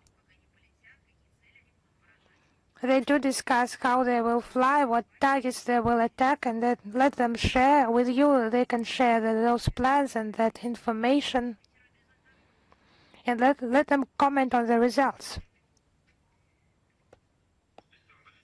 Thank you very much, Madam Zakharova. Thank you. Is Lenta.ru with us?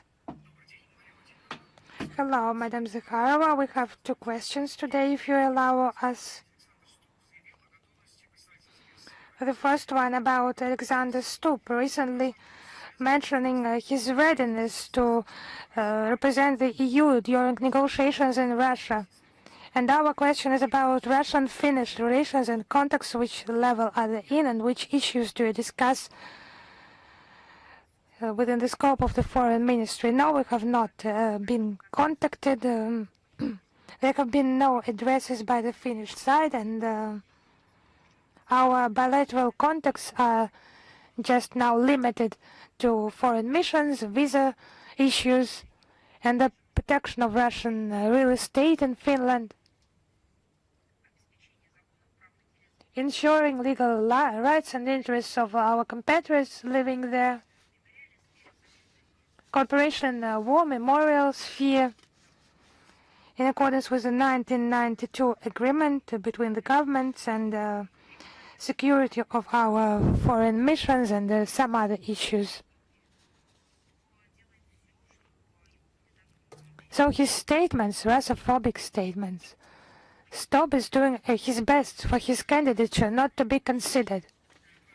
Thank you very much. And the second question. On the 26th of May, Russia was visited by the delegation from the Ministry of Economy and the Ministry of Foreign Affairs of Japan.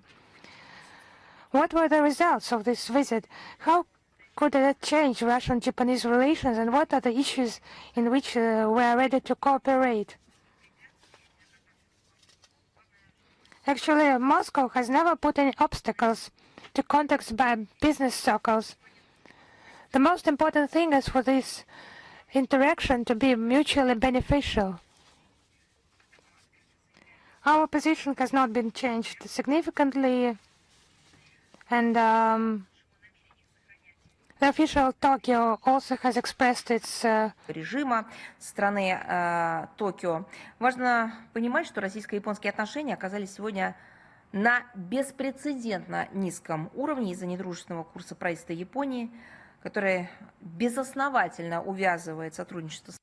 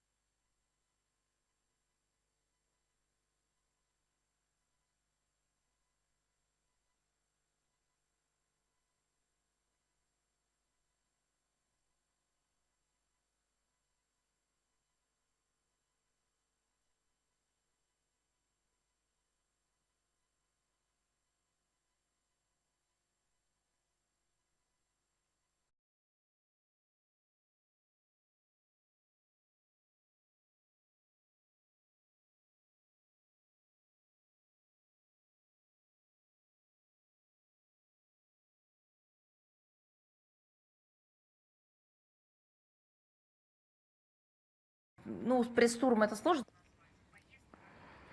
press tour. It's difficult to call that, but trip of foreign correspondents to Sterbersk, where they saw with their own eyes that the EU, NATO representatives at the UN are just lying.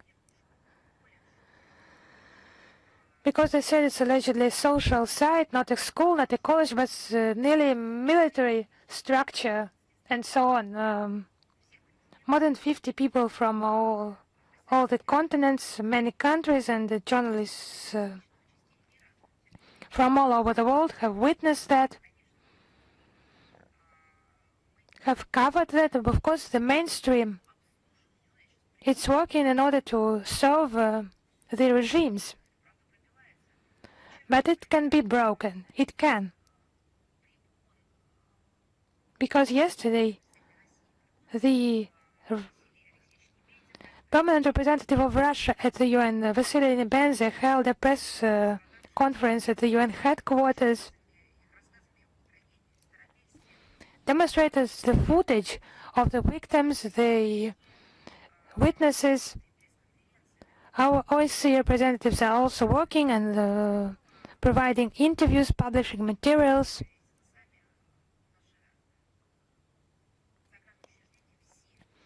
You can check that yourself. All our foreign missions, without exceptions, will make the tragedy in Sterbersk central to their foreign policy work. I can promise you that. Because it's not only us who need it, it's the entire world that needs that. Because there is a point of no return. If we believe liars from Latvia, Lithuania, and so on, who tell in the Security Council there has been no killing of children, the world just will fall into this post-truth world and just be confused in those concepts of good and bad, truth and lie, and we will do our best in order for that not to happen.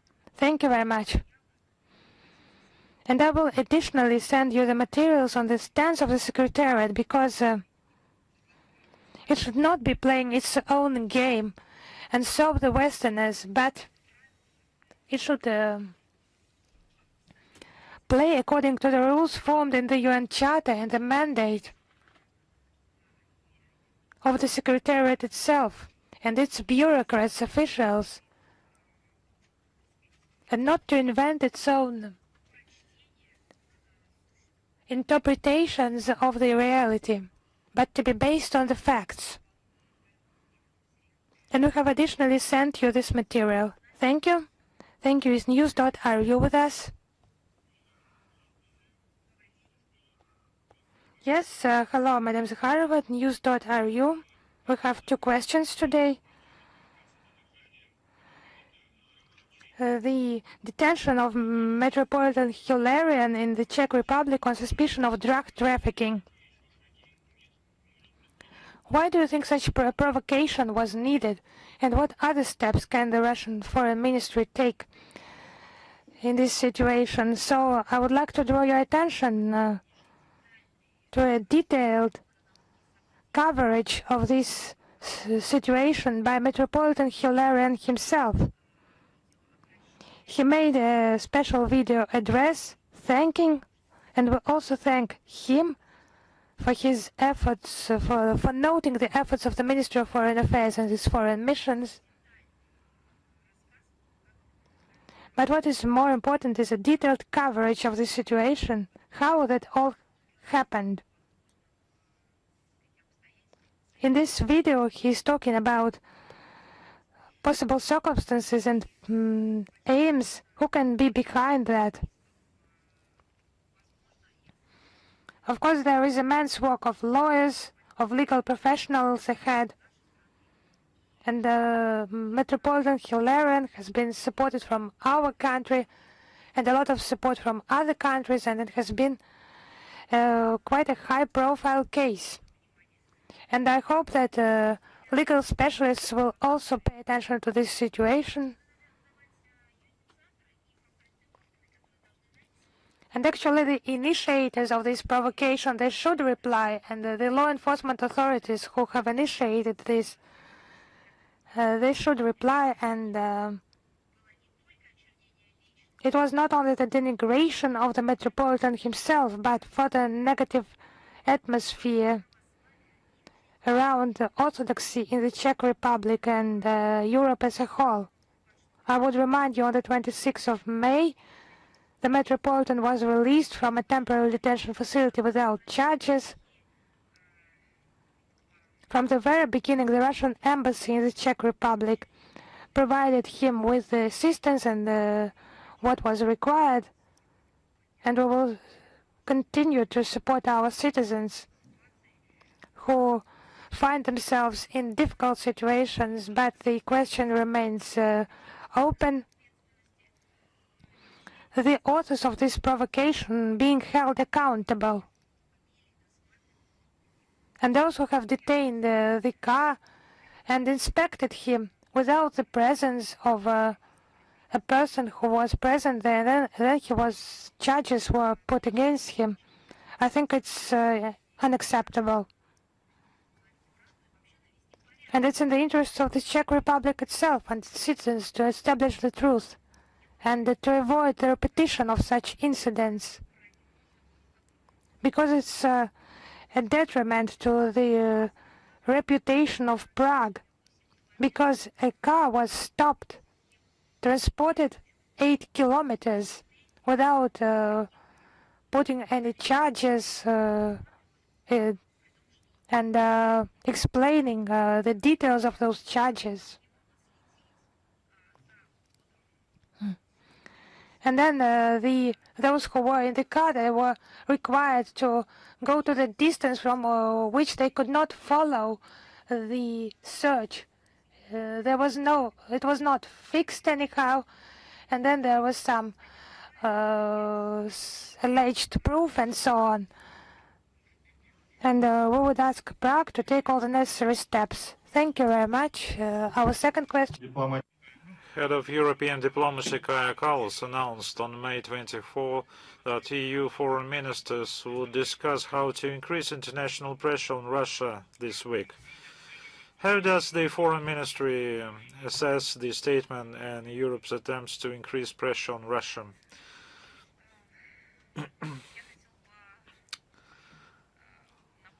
I just would like to start by reminding you a brief joke about mice eating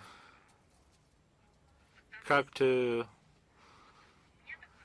crying, weeping, but trying to end up with this.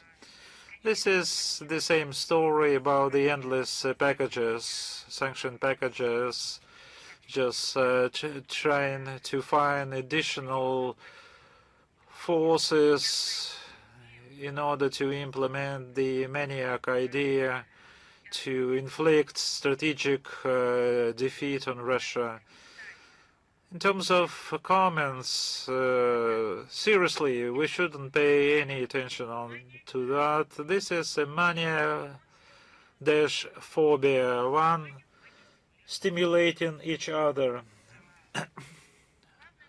The main idea is, in fact, that while losing themselves in this mania and phobia, they are inflicting this strategic defeat on themselves, like the indices, economic indices of the European Union and the number of companies and businesses going abroad and plausible situation of the European business and other indicators should send signal to them that something is wrong.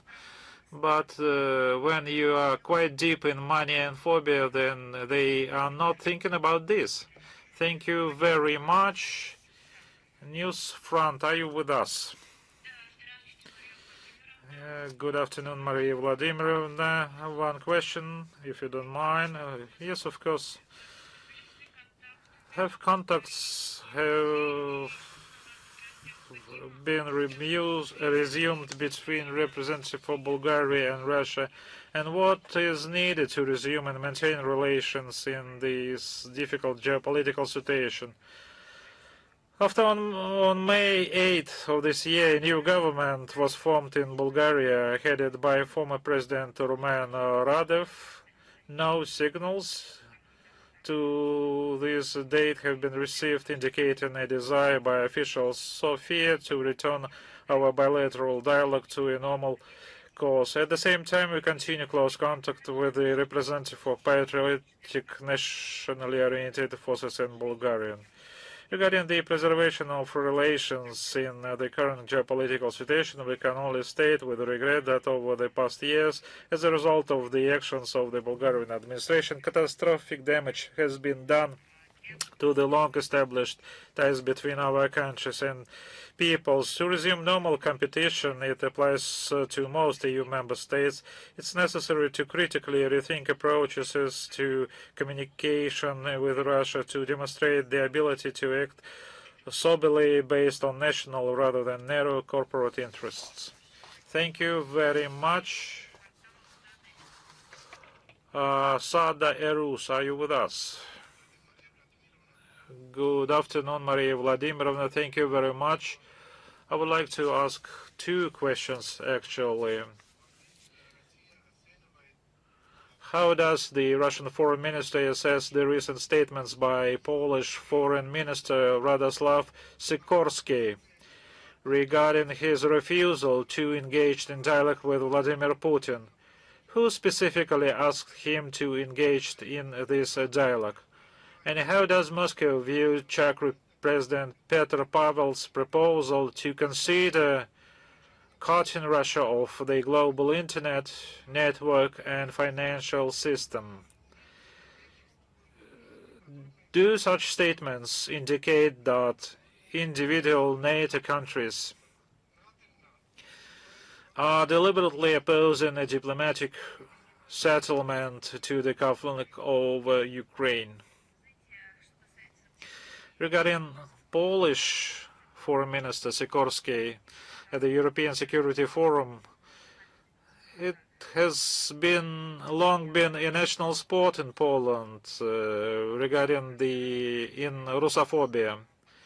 But the question arises, is Mr. Sikorski really the Minister of Foreign Affairs?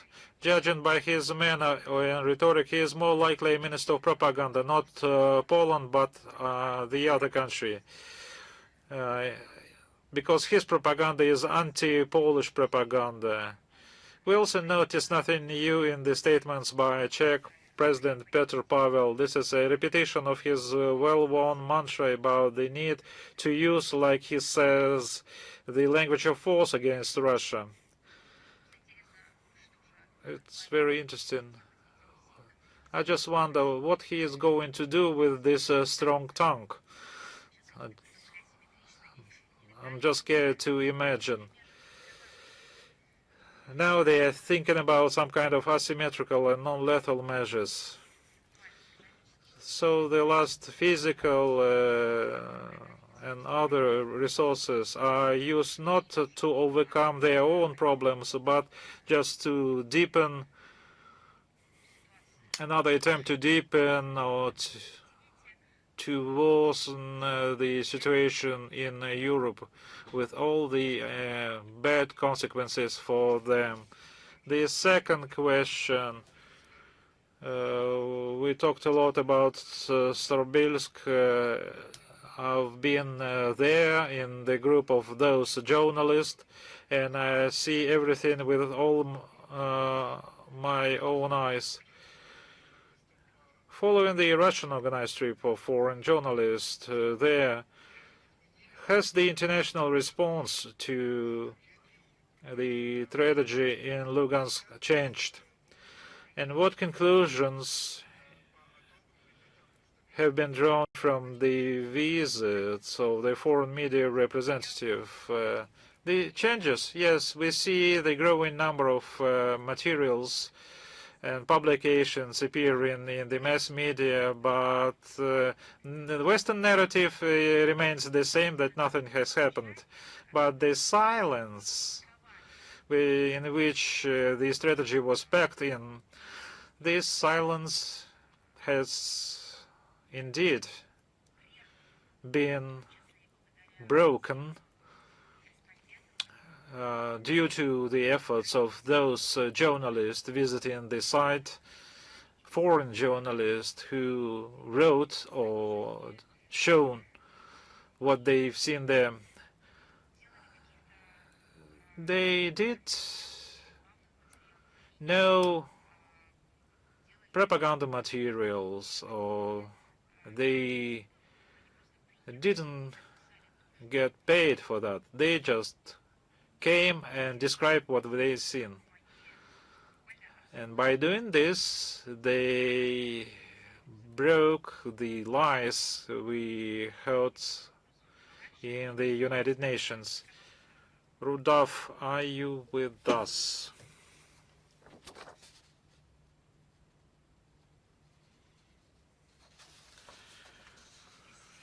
If not, TV Plus, are you with us? Maria Vladimirovna, hello. Tbilisi, Skopje. I represent TV Plus. Please accept sincere condolences on the tragedy in Starobelsk, organized by Anglo-Saxons. Now my question is, we have information that the Armenian side allegedly refused to accredit the Russian mass media during the election to the National Assembly. If it is so, in fact, what was the motivation by Yerevan to make this step, and what is your assessment of that? I can confirm that during these elections to the National Assembly, there is a pool or observers on the part of the CIS member states, and taking all this into account, we took positively and started working to prepare this team. The list of Russian observers was sent in accordance procedure for the accreditation, which was required by Armenian side, but Armenian partners informally informed us about that they cannot accept some citizens of Russia, like 3 members of the State Duma from Karachay-Cherkessk Republic. We requested the explanations, the reasons why. So far, no formal reply hasn't been received. Why these identified persons are not accepted by Armenian side, we do not have any information. Probably we don't have any information about them being in some blacklists or stop lists or whatever. No such information. They're wonderful experts in these things. They respect sincerely Armenia. They have never they would never thought about this. So far, I don't have any tangible replies. Probably Armenian side should have been responsible for that.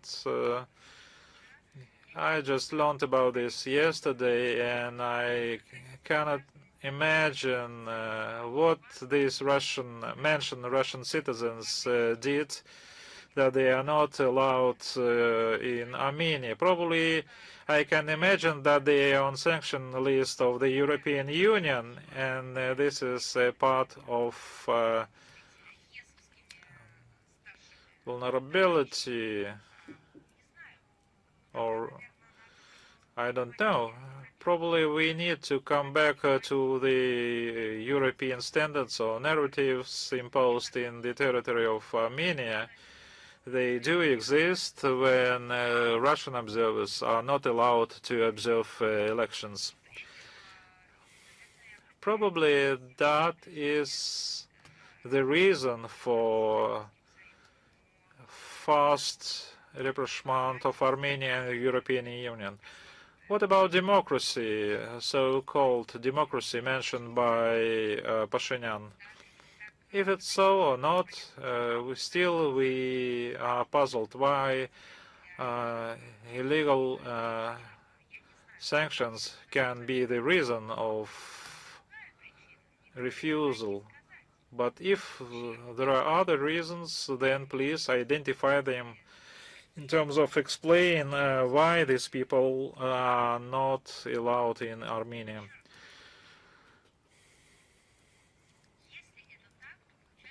If it's so, then Armenian side in its actions with respect to Russia, Armenia once again opt for anti-Russian cause supported by Brussels, European Union. What about the votes of friendship or pledges in pledges? That would run in contrast to the votes of leadership of Armenia that interaction with the European Union is not detrimental to relations with Russia and is not in the spirit of bilateral contacts at the highest political level and pledges towards Russia. Of course, we are deeply concerned about this. We regret about this and misunderstand this, but we are not ready to accept these logics, and we need to take this into account in our contacts with Yerevan. Probably if the people plan to react somehow, I think that would be the right thing, then probably one cannot imagine why they are the targets of these unfriendly actions. Thank you very much. If it is so, Russian Vector, are you with us?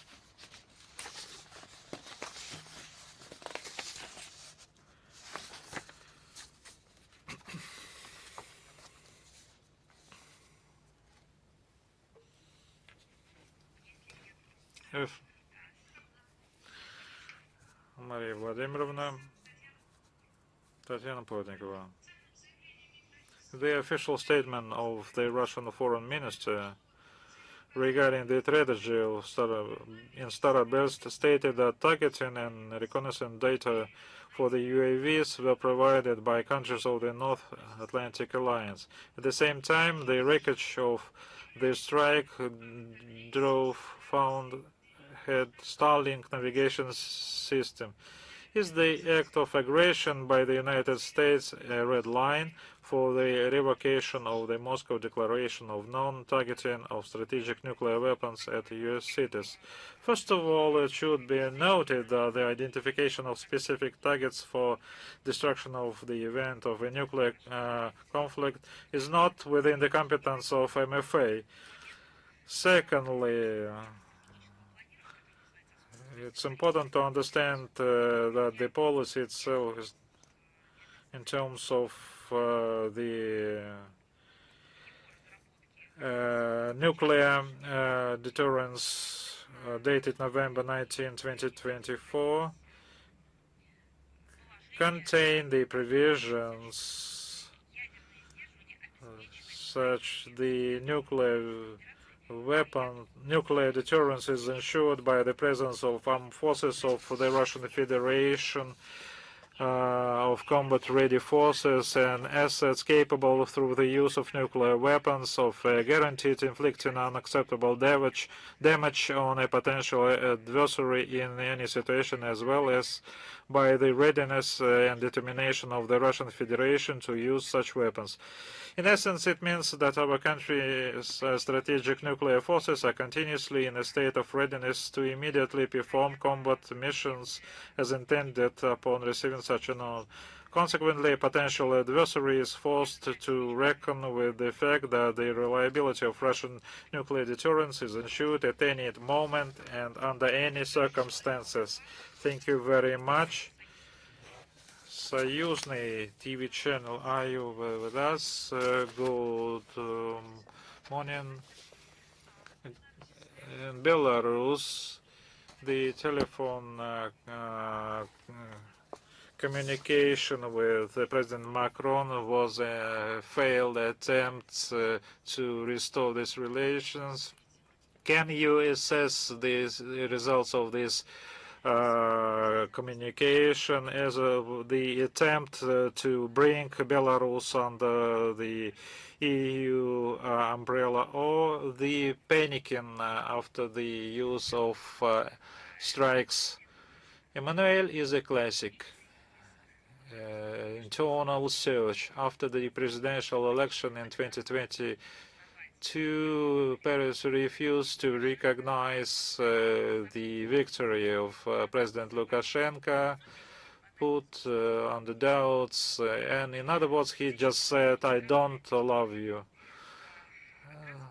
Over the last years, Macron's administration has provided the assistance to a person who claimed that he is a leader of the Belarus opposition, Madam Tikhanovskaya. He is a frequent guest in Paris. She is always welcome, and some confess in love. They claim that they don't like President Lukashenko, but they like her. So this is the way this movie has been dragging on in Paris. These meetings always took place. I mean, the meetings of democratic forces, like they call themselves, demanding sanctions against Belarus and its citizens. France is participating in increasing pressure on Minsk, and restrictions were extended till 2027. And then suddenly it turned out that they like very much, Emmanuel likes making telephone calls to Minsk, and I believe other people can do it. And It's quite evident that Paris and other capitals are seeking the only one objective is just to try to drive a wedge between Moscow and Minsk. Because when normal relations are developed, mutually respectful relations, there are no such things. There is logic based on domestic legislation, international legislation, multilateral and bilateral agreements, and the practice of diplomacy, traditions, and culture. But when on one side they admit the results of the elections and then they try to play with the attempts to change the regime and supporting some opposition, talking with them and then just looking at the legitimate authorities again.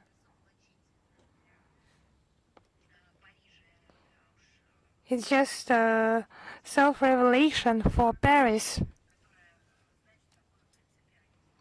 And France knows what is determined policy and hope that there are no illusions that our friends have with regards to the diplomacy, telephone diplomacy by Paris.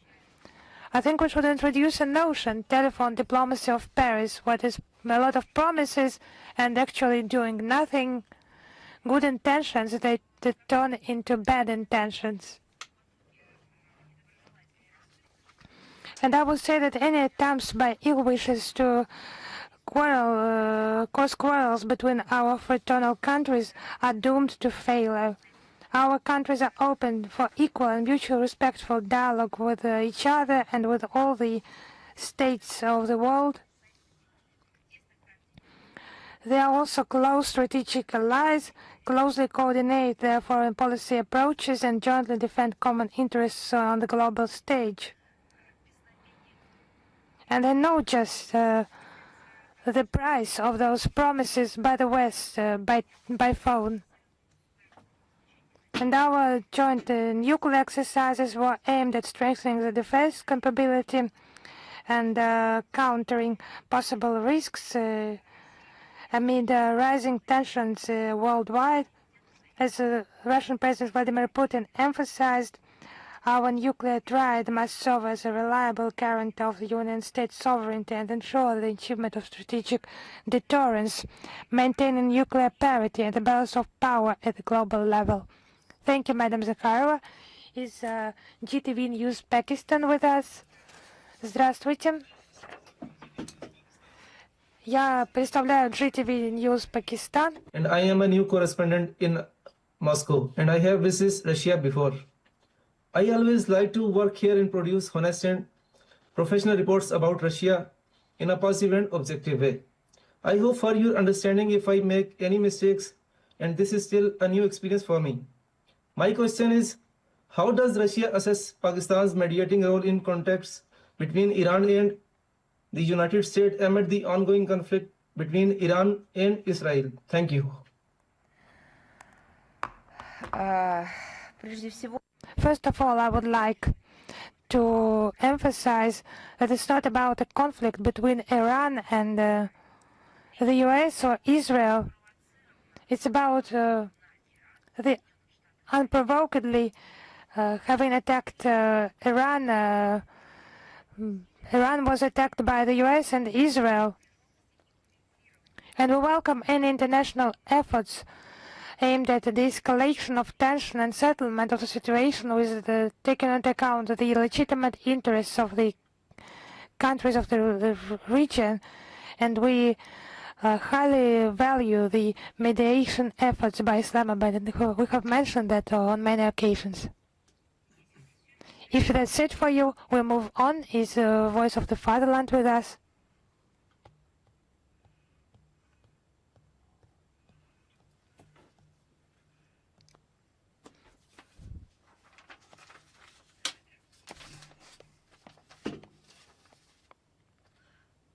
Yes, that's the Voice of the Fatherland, Vladimir Golovanov here. My question is, the U.S. is panicking after the Russian Foreign Ministry's warning about strikes on decision-making centers in Kiev, based on the risk of escalation. So if those points of taking decisions are targets from which direct public threats to use weapons of mass destruction against Russia are made, isn't such Western rhetoric of double standards a direct encouragement of terrorism at the state level?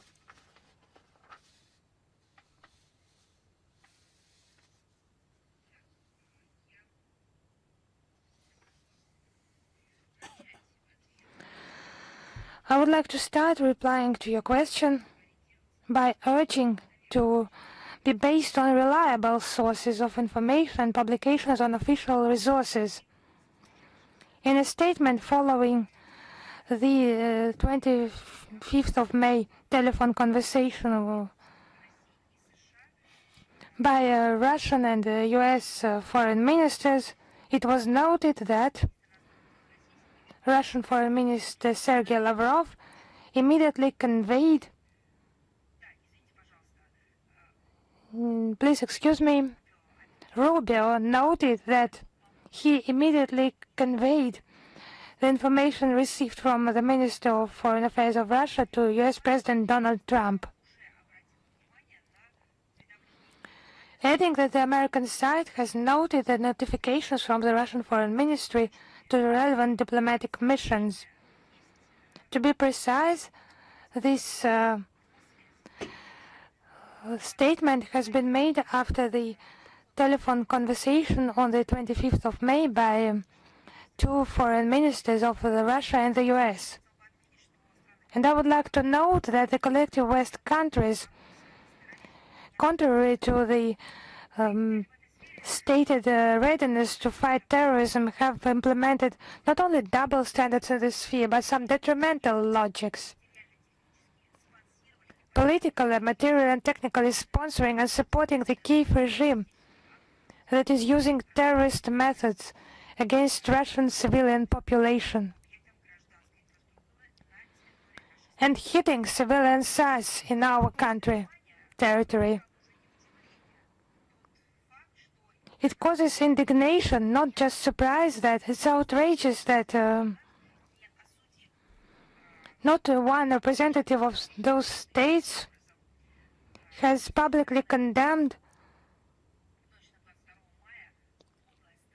the Ukrainian armed forces attack on the night of the 22nd of May against a college in Starobelsk. The attack by the Ukrainian army drones. This deliberate strike against a civilian facility where children study and live, carried out at night, and it was meant to cause the maximum number of casualties.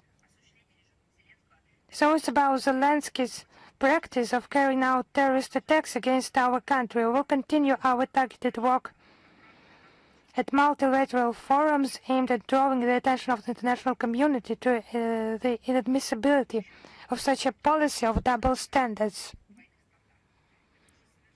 I would say that it's already beyond double standards. It's some other field. It's the manipulation. Those instruments that need to be characterized as illegal, criminal support of the Kiev regime. It's not just manipulation in words. It's true financing and supplies for the Kiev regime, for terrorists, providing them everything that is needed for terrorist attacks. Thank you. Our second question. Yes, could you please speak up? I cannot hear you.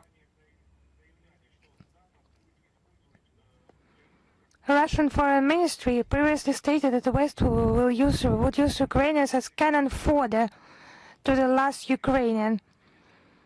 In the context of the recent announcement of plans to lower the mobilization age in Ukraine to 18 years old, does Russia have official data on what price The European sponsors are willing to pay Kiev for the cleansing of the territory.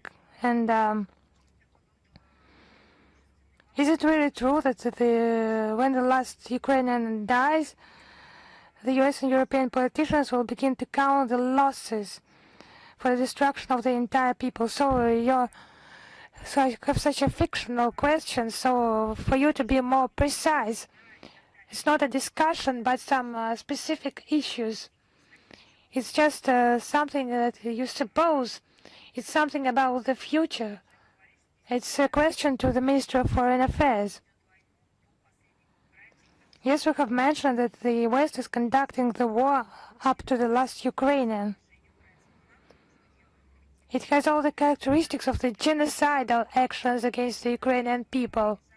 What the West, the collective West, is doing.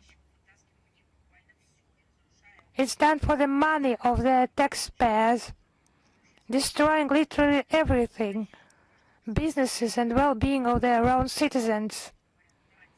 You can have a look and study all those narratives in an interview. The head of the Belgium headquarters interview Frederic Vincent, published in Le Soir newspaper on the 17th of April this year. Yes, at the cost of Ukrainians' lives, the US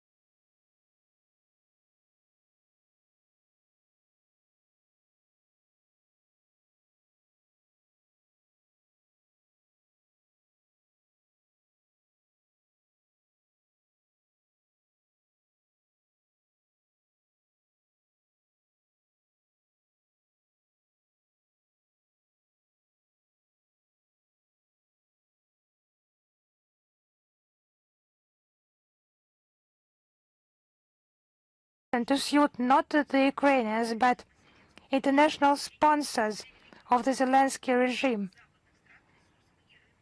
including privileged access for Western countries to the resources and markets of their new colony. The EU's latest 90 billion loan is once again subject to strict conditions, including preferential treatment for EU defense concerns in the development of its military component. So, post-conflict restoration of Ukraine, it's also Western interests. So the more detriment they make now for Ukraine, the more they can earn in its restoration.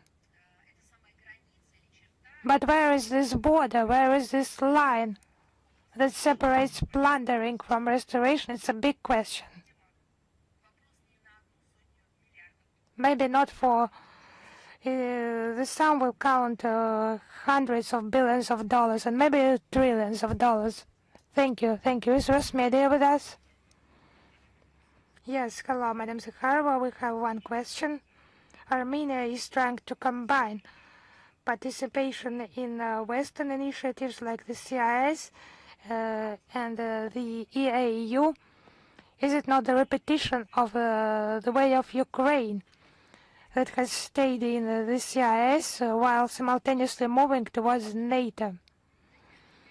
And does Armenia risk becoming a bargaining chip in the West's geopolitical game? Actually, today I have made some statements, several statements regarding Russian-Armenian relations. It has been expressed on different levels and will be discussed during the EAU meeting as to now, the 29th of May, tomorrow. So let us wait for the commentary on this by the heads of state. I would like to underline once again that the Armenian leadership position is not acceptable for the Russian side regarding the integration with the EU,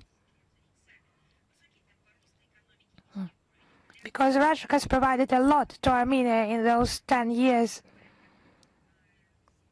The high rate of economy development and export market, the Armenian GDP nearly tripled from $10.5 billion in 2015 to $29.2 billion in 2025. GDP per capita has grown more than twofold. Exports and imports to the EAU countries more than tenfold.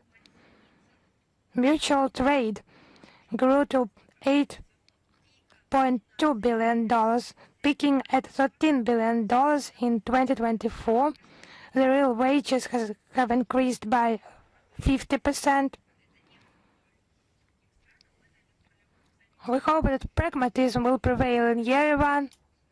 It's not about love for other countries, but it's for their own benefit.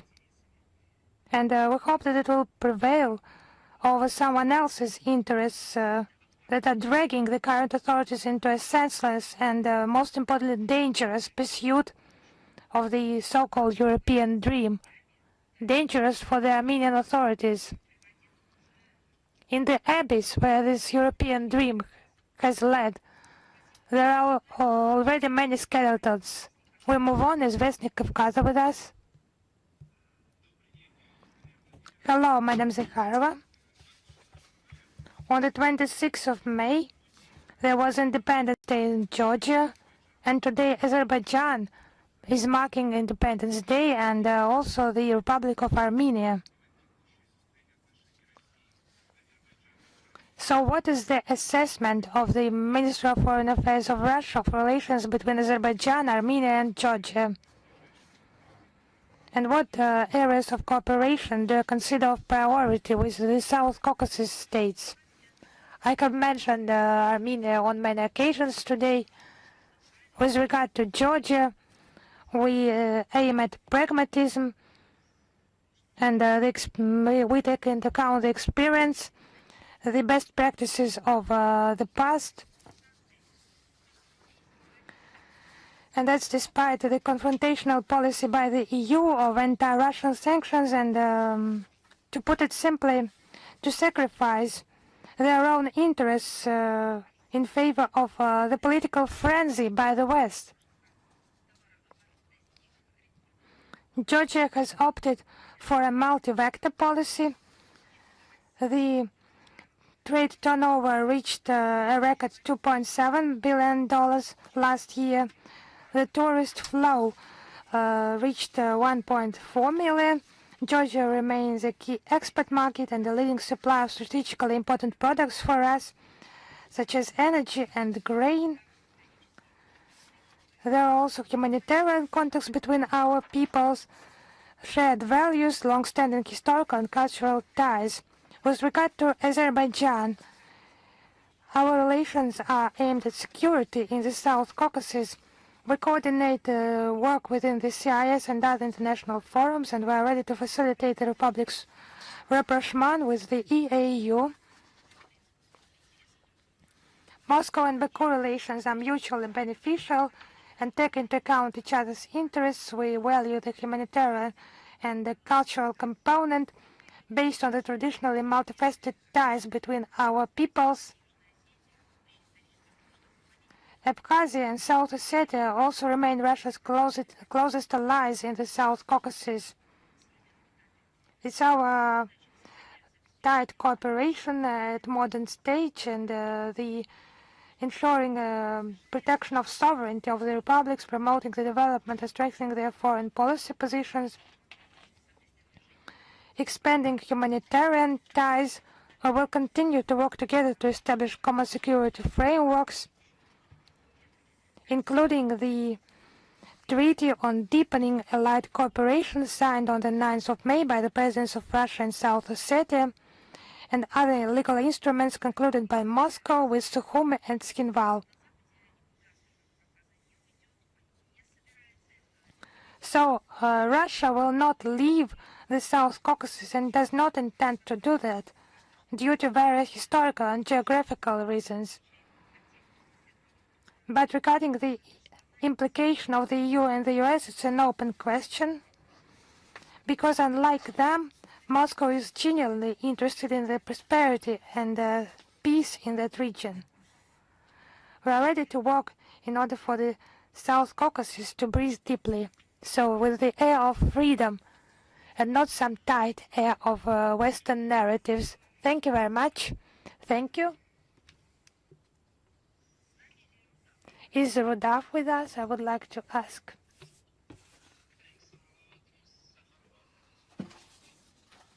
Благодарю вас за эту возможность.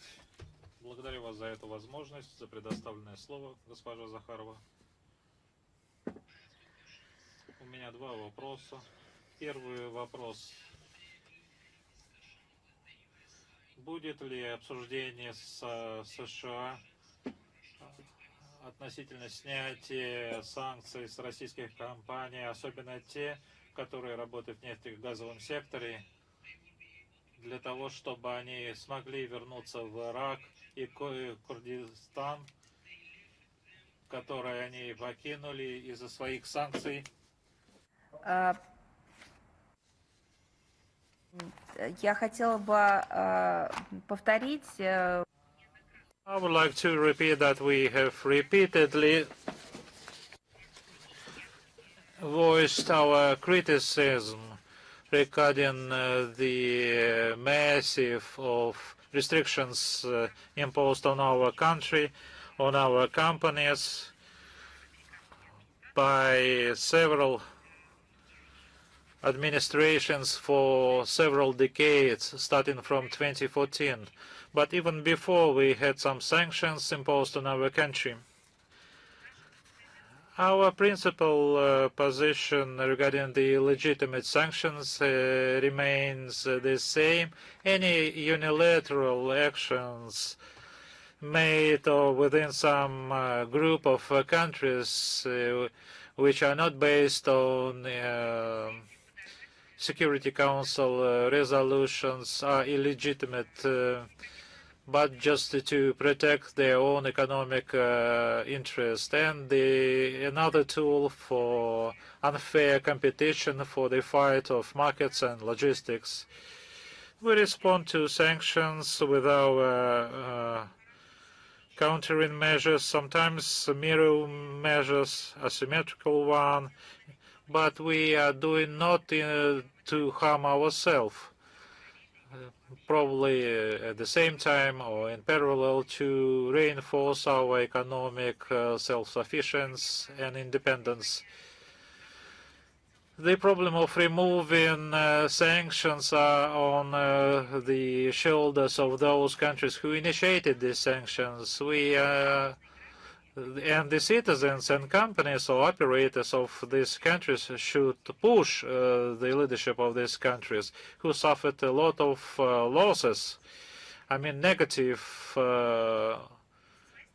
consequences. And for our part, as I have always stressed, and I stress it now, we are open for mutually beneficial and respectful cooperation.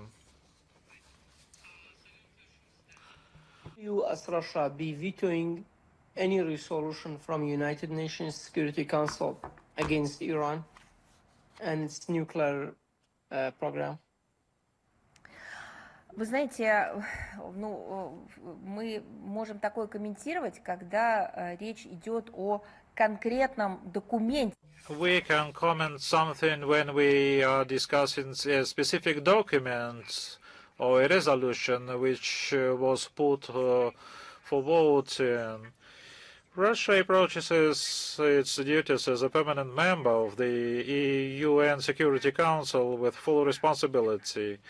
Once again, I stress, the veto is not a privilege, but a tool to prevent the Council from adopting a decision that is unjust and compatible with no purposes and principles of the UN Charter, and that does not meet the task of maintaining international peace and security.